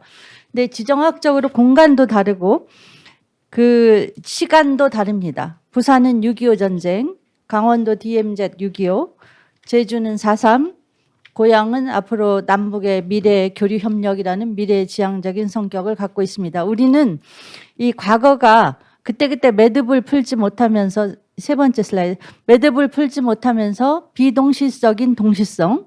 그래서 제2차 대전도 아직 해결이 안 돼 있어서 부산의 경우는 지금 강제 이주 기념관과 유엔 기념관이 같이 지금 최근에 수립된 걸로 돼 있고 그다음에 이제 우리나라가 부산에 유엔 기념공원이 있는 것은 자랑스러워하지만 좀 더 부끄러워해야 될 우리가 냉전 속에 전 세계에서 열전을 치른 나라가 유인데 우리와 베트남입니다. 근데 베트남은 이제 분단 상태는 해소가 되었는데 우리가 이제 좋은 의미든 나쁜 의미든 세계사적 예외로 이 냉전 상태의 구도가 오늘 평화도시에 많은 쟁점이 되고 있는데 긍정적인 점은 그 어려운 상황을 뚫고 정말 그 100만 학도가 나선다거나 굉장히 많은 사람들이 목숨을 걸면서 민주화를 했고 또 여공들이 굉장히 애를 써서 산업화를 피땀 흘려서 이룬 악조건 속에서 우리가 어떤 의미를 건설했다라고 생각을 합니다. 그래서는 이 평화를 만들어내는데 주체의 구성이 굉장히 중요하고 현황 4번째입니다. 그 민주화가 그 주체를 구성하는 동력이 되었다. 그래서 민주화를 했기 때문에 국가폭력에 대한 반성을 굉장히 용기 있게 할 수 있었고 그것을 통해서 여성운동, 시민운동에서 기억정치를 재구성할 수 있는 주체가 구성되었는데 저는 평화도시의 현황 5입니다. 평화도시 내가 해야지. 평화도시의 가장 막내가 평창이라고 생각을 합니다. 그래서 그 막내는 좋은 점과 막내는 굉장히 여러 가지 스노우볼 그동안에 있었던 모든 장점을 한꺼번에 할 수 있어서 이 막내로서의 특혜를 많이 누린 게 평창의 평화도시라고 생각을 합니다. 그래서 여러 가지 남북 긴장 완화에서 생태에서부터 하이 테크놀로지까지 또 스포츠까지 결합하는 매우 포용적인 방식의 평화 도시를 추구할 수 있는 이점을 민주화의 성과물로서 가지고 있다고 생각을 합니다. 그런 의미에서 이제 포용성이나 그런 여러 가지가 같이 갈 수 있는 가능성의 영역이 이제 평화 도시라고 생각하는데, 이 현황 속에서 저는 이제 앞으로 미래를 어떻게 해야 되냐면, 우리가 그동안의 민주화의 결과 기억을 복원하는 데 굉장히 신경을 써서 과거사 복원, 피해의 기억, 가해자 책임 규명, 또 책임 규명을 통한 화해, 이 네 가지가 우리가 민주정부 동안에 굉장히 열심히 한 것입니다. 그러나 앞으로는 우리가 기억을 우리가 제시하고 싶은 미래의 비전을 통해서 의지의 기억으로 전환을 해야 된다고 생각합니다. 그래서 우리가 건설하고 싶은 미래 사회가 어떤 사회인가, 발전 중심에서 어떻게 보면 경제 발전, 정치 발전, 사회 발전, 또 평화와 안전, 또 지구촌의 책임 있는 주체, 이런 여러 가지 미래 비전을 우리가 공유함으로써 그 미래 비전에 맞추는 의지의 기억과 통합이 필요하다고 보는데, 그것에 가장 중요한 것은 우선 지금까지 모아진 평화 의지를 굉장히 기획으로, 기억의 기획으로 만들어내고, 평화 의지를 통한 기억의 재구성이 필요할 뿐만 아니라, 지금 이렇게 제2차 세계대전과 6.25 그다음에 자유주의를 위한 신자유주의의 경제주의, 이 모든 것이 비동시적이 동시적으로 있는 파편화된 상태를 우리의 기억으로 재통합할 필요가 있다고 생각합니다.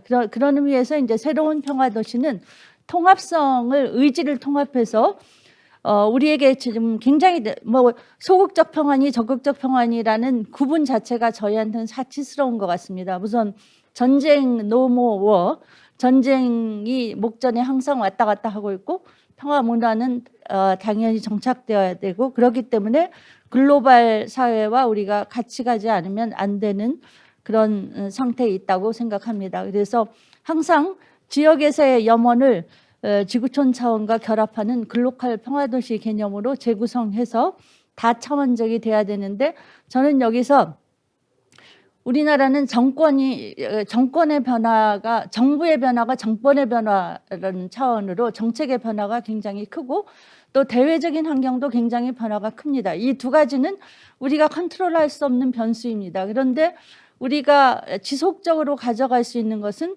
주민 자신의 염원입니다. 그러니까 이것은 정부가 바뀌건 또는 대외 환경이 바뀌든 우리가 가지고 있는 소중한 평화도시를 가질 수 있는 자산이기 때문에, 어떤 정책이든 이러한 주체 구성에 적극적인 기여를 해주시기를 바랍니다. 그래서 평화를 만들어내는 것은, 제가 저기 위에 있는 사실은 DMZ의 손에 손잡고 인간띠 만드는 것이고 철조망이고, 이 해는 제가 적십자로 남북 교류 협력을 할 때 서해의 북측의 서해 선상에서 새벽 아침에 찍은 사진입니다. 그래서 이런 모든 것을 이렇게 평화 만들기라는 것에 대해 역점을 두면, 아무리 대외 환경이 변화한다라도 우리가 평화 도시를 구축하는 염원이 이루어질 거라고 생각합니다. 감사합니다. 시간 지켰나요? 와, 교수님 시간 지키셨습니다. 이거 기적 같습니다. 예, 지금 그 함의가 여러 군데 있는 것 같습니다. 글로컬하고 하는 거에서부터 결국은 지금 단순한 보여주기식 행정의 문제가 아니라, 이걸 이 과제가 내면화시켜 나가는 과제에서는 실제로 우리가 고민하고 토론할 주제들을 주제는 찝어 주셨습니다. 자, 조금 더 까칠한 이제 토론으로 넘어갑니다. 우리 권구순 박사님. 네, 서울사회대학교 권구순입니다. 제가 멀티태스킹이 안 돼서 우리 평소에 존경하는 우리 송영훈 교수님 발표에 대한 좀 토론을 좀 집중하고자 합니다. 자, 강원도를 좀 보겠는데요. 평화특별자치도 설치와 평화통일특별지구 지정에 관한 특별법이 지금 국회에 계류 중입니다. 그래서 제가 좀 내용을 주요 골자를 살펴봤는데, 왠지 평화 경제만 있고 평화 경제가 안 보이는 그런 것을 좀 봤습니다. 결국 이제 평화가 어떻게 보면 액세서리 내지는 부산물, 아니면 경제를 추동하는 일종의 평화, 오히려 평화가 경제를 견인하는 것은 없는가, 결국은 궁극적인 것은 평화와 경제가 등가로 가야 된다는 것을 좀 볼 수가 있습니다. 실제 옥스퍼드의 평화구축 핸드북에서 평화 경제의 원칙을 몇 가지를 얘기를 합니다. 평화 배당의 창출인데요. 실리콘밸리가 과거 냉전 시대 때 군사 기술에 집약된 그 어떻게 보면 군사 경제의 대표적인 지역인데 지금은 아시겠지만 최첨단의 그런 IT 그 단지로 바뀌었고 거기서 많은 스타트업들이 전 세계 지구촌의 문제를 해결하는 다양한 대안적 발전의 이 논의들이 진행되고 있습니다. 그래서 결국은 평화 배당이 창출이 돼야 된다는 거고요. 고용과 뭐 교육의 기회 확대, 정부의 역량 강화, 통일된 공공재정 그리고 일관적인 정치 맥락인데요. 정권이 바뀌더라도 지도자가 바뀌더라도 일관적으로 가는 그러한 부분이 바로 이 평화 경제의 그 원칙을 얘기를 하고 있습니다.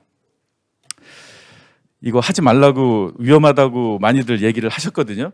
공직선거법에 아무 문제 없습니다. 네, 그래서 차기 권력 우리 지금 현재 유력한 대선 후보들의 강원도 공약을 좀 봤는데 여기에 평화가 있는가, 키워드라도 있는가, 뭐 네 분의 후보가 각각 다른 맥락에서 얘기를 하고 있는데 뭐 이재명 후보 평화자치도, 평화경제, 뭐 윤석열 후보 같은 경우는 탄소 중립에서 생태 평화로 우리가 이해할 수 있는 문구가 들어 있고요.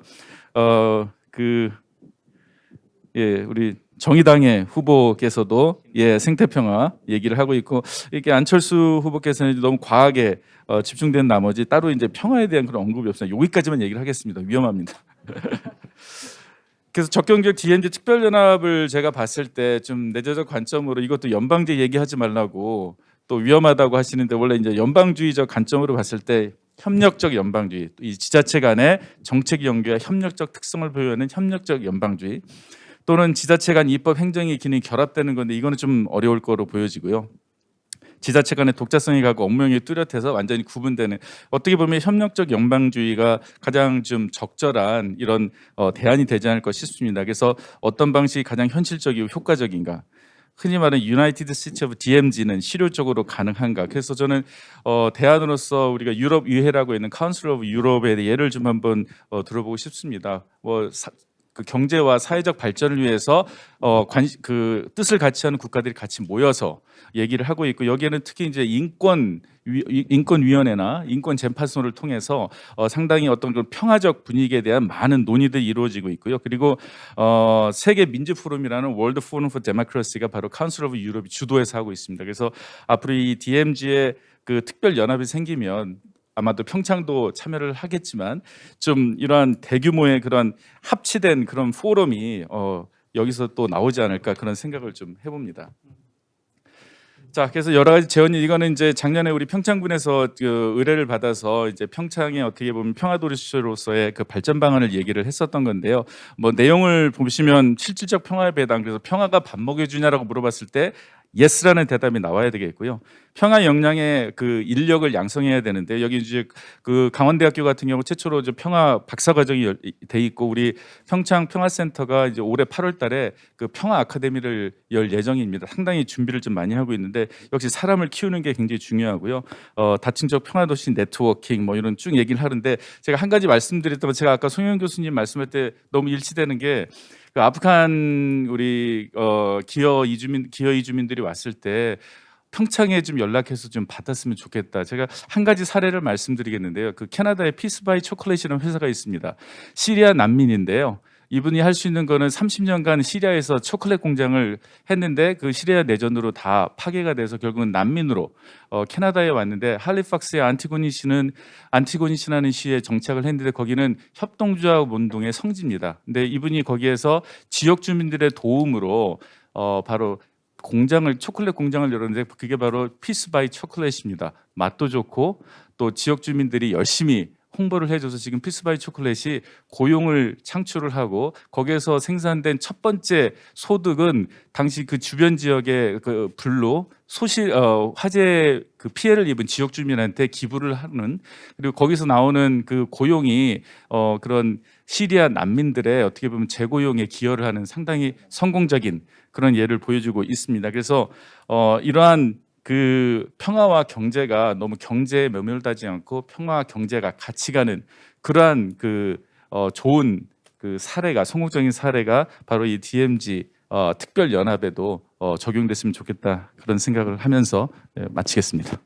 야, 진짜 이거 예, 송영훈 교수님하고 우리 권구순 교수님 한번 이게 배틀 한번 붙이면 좋겠습니다. 지금 뭐 작품 나올 것 같거든요. 지금 실제로 이게 특례 자치단체에 관해 가지고는 지방행정연구원도 지금 이제 차기 정부의 연구를 하고 있는 중이고 한국행정학회, 지방자치학회 또 지방행정학회도 다 지금 정책 제안서를 낸 상태에 있기 때문에 대단히 지금 계속해서 좀 팔로우해야 될 주제인 것 같습니다. 통상 앞에 사람이 시간 다 까먹으면 마지막 토론자는 뭐 잘못한 것도 없는데 죄진 것처럼 이제 막 서둘러 해야 되는데 저희 토론은 시간을 우리 오수길 교수님의 인권과 발표권, 토론권을 보장을 하겠습니다. 지금부터 7분간 마지막 우리 오수길 교수님 부탁드리겠습니다. 네, 반갑습니다. 이렇게 될 줄 알고 저는 간단히 준비를 했었는데요. 이 끝에 있다 보니까 또 앞에 분들이 다 정리를 해주셨습니다. 그래서 맨 마지막 페이지에 있는 제 그 의견을 중심으로 해서 말씀드리겠습니다. 앞에 페이지는 쭉 넘어가 주시죠. 저 기계가 저한테 안 왔습니다.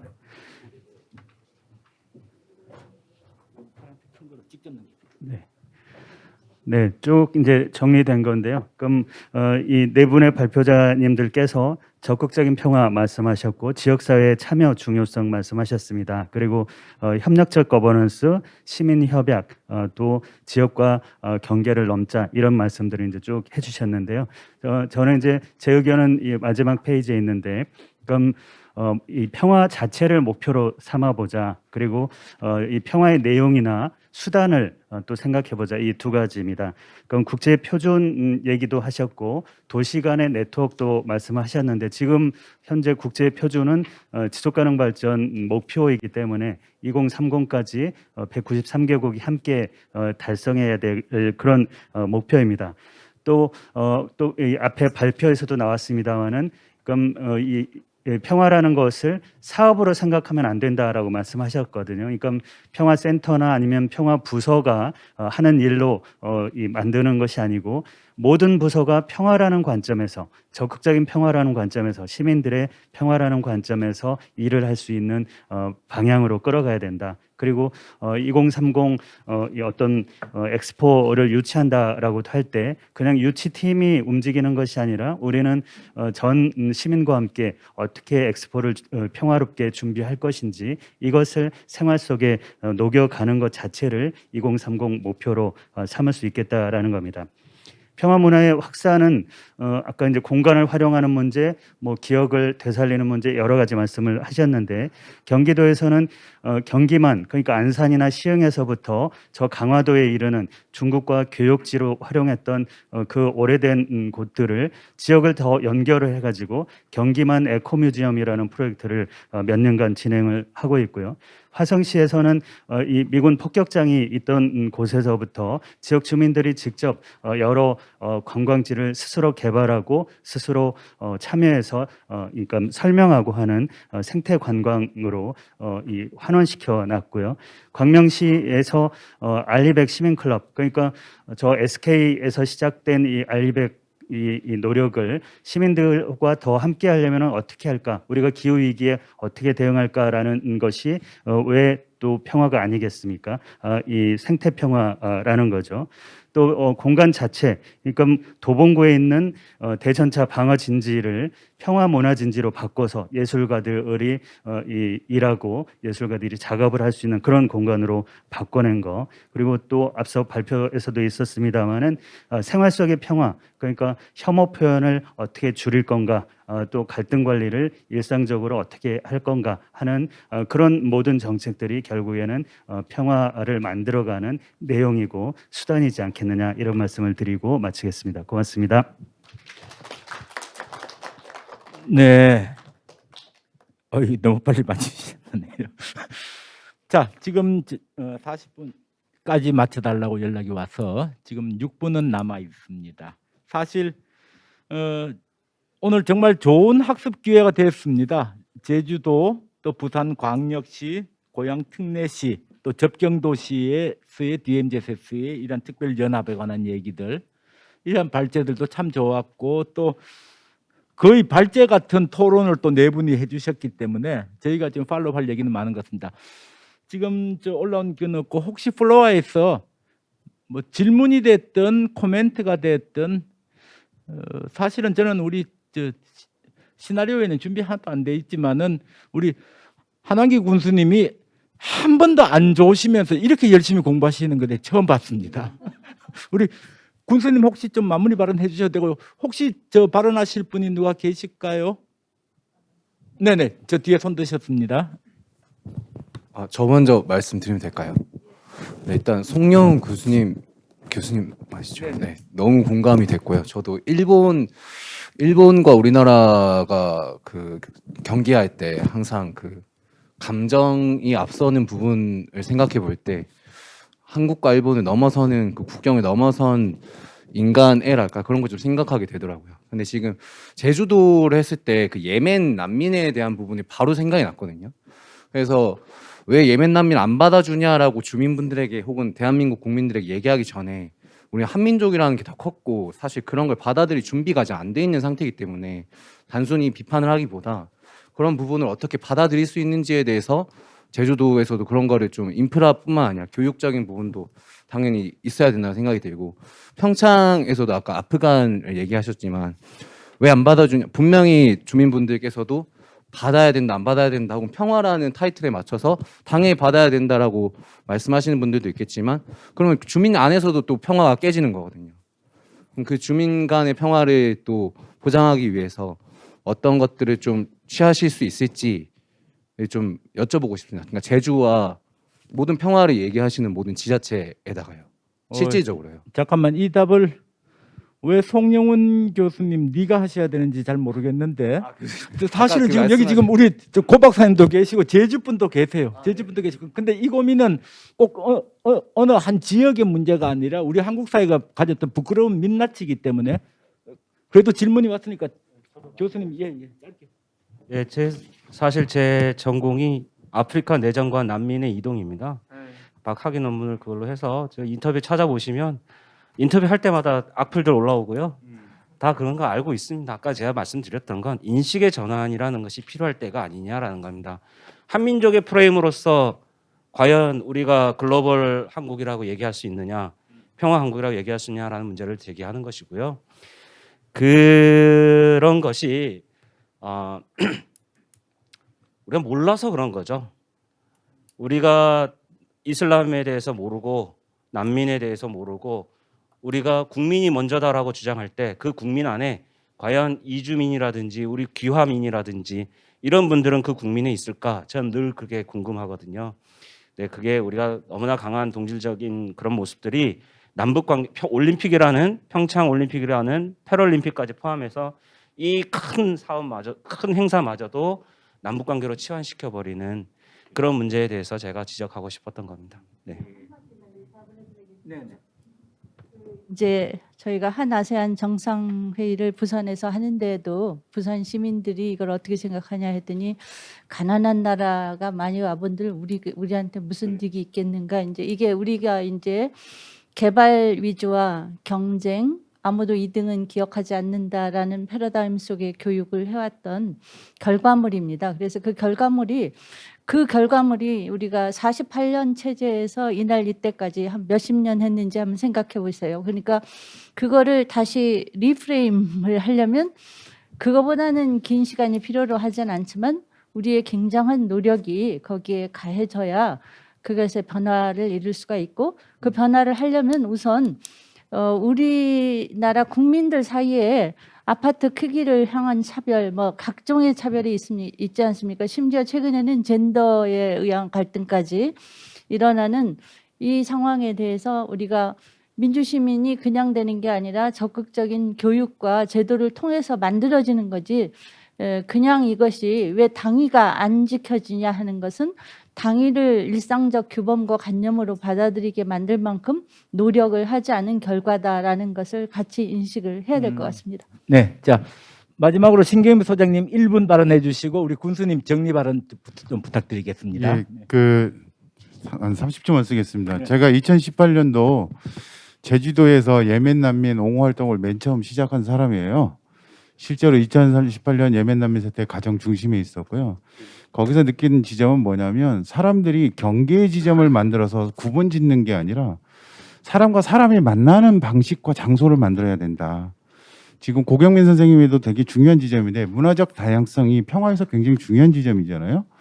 그럼 우리는 사람들을 어떻게 만날 것이냐는 거예요. 난민이다 이런 게 아니라 아프간 난민 기여자다 아니다 이런 것이 아니라 우리는 이 다른 사람들을 어떻게 만날 것인가 이것을 던져주는 게 난민이 우리한테 줬던 아주 큰 질문이지 않을까. 그거에 대해서 우리는 경계를 갖지 말고 좀 만나야 되지 않을까 이런 생각이 듭니다. 이상입니다. 네, 자 이제 마쳐야 될 시간이 되었습니다. 오늘 쭉 같이 참여해 주신 군수님 네, 정리 메시지 좀 부탁드리겠습니다. 네, 송진호 저장님을 비롯해서 7분의 패널 여러분들 고생 많으셨고요. 평화야 희생과 헌신 없이는 이룰 수가 없는 것이라고 생각을 합니다. 물론 평화를 성장의 도구로도 쓰고 또 여러 가지 목적, 경제의 목적으로도 쓴다고 아까 하셨지만은 진정한 평화는 우리가 희생하고 헌신하는 데서 나온다고 봅니다. 오늘 8분의 교수님들께서 말씀해 주신 여러 가지 다양한 평화의 목적들 또 어떻게 이루어가야 되는 것들을 다양하게 배웠습니다. 우리 평창 평화도시는 여러분들이 말씀해 주신 내용들을 잘 검토하고 또 실천해서 실현시킬 수 있도록 최선을 다하겠습니다. 수고들 많으셨고요. 감사합니다. 네, 다들 수고하셨습니다. 이상으로 평화도시 세션을 마치도록 하겠습니다. 다들 감사합니다. 네.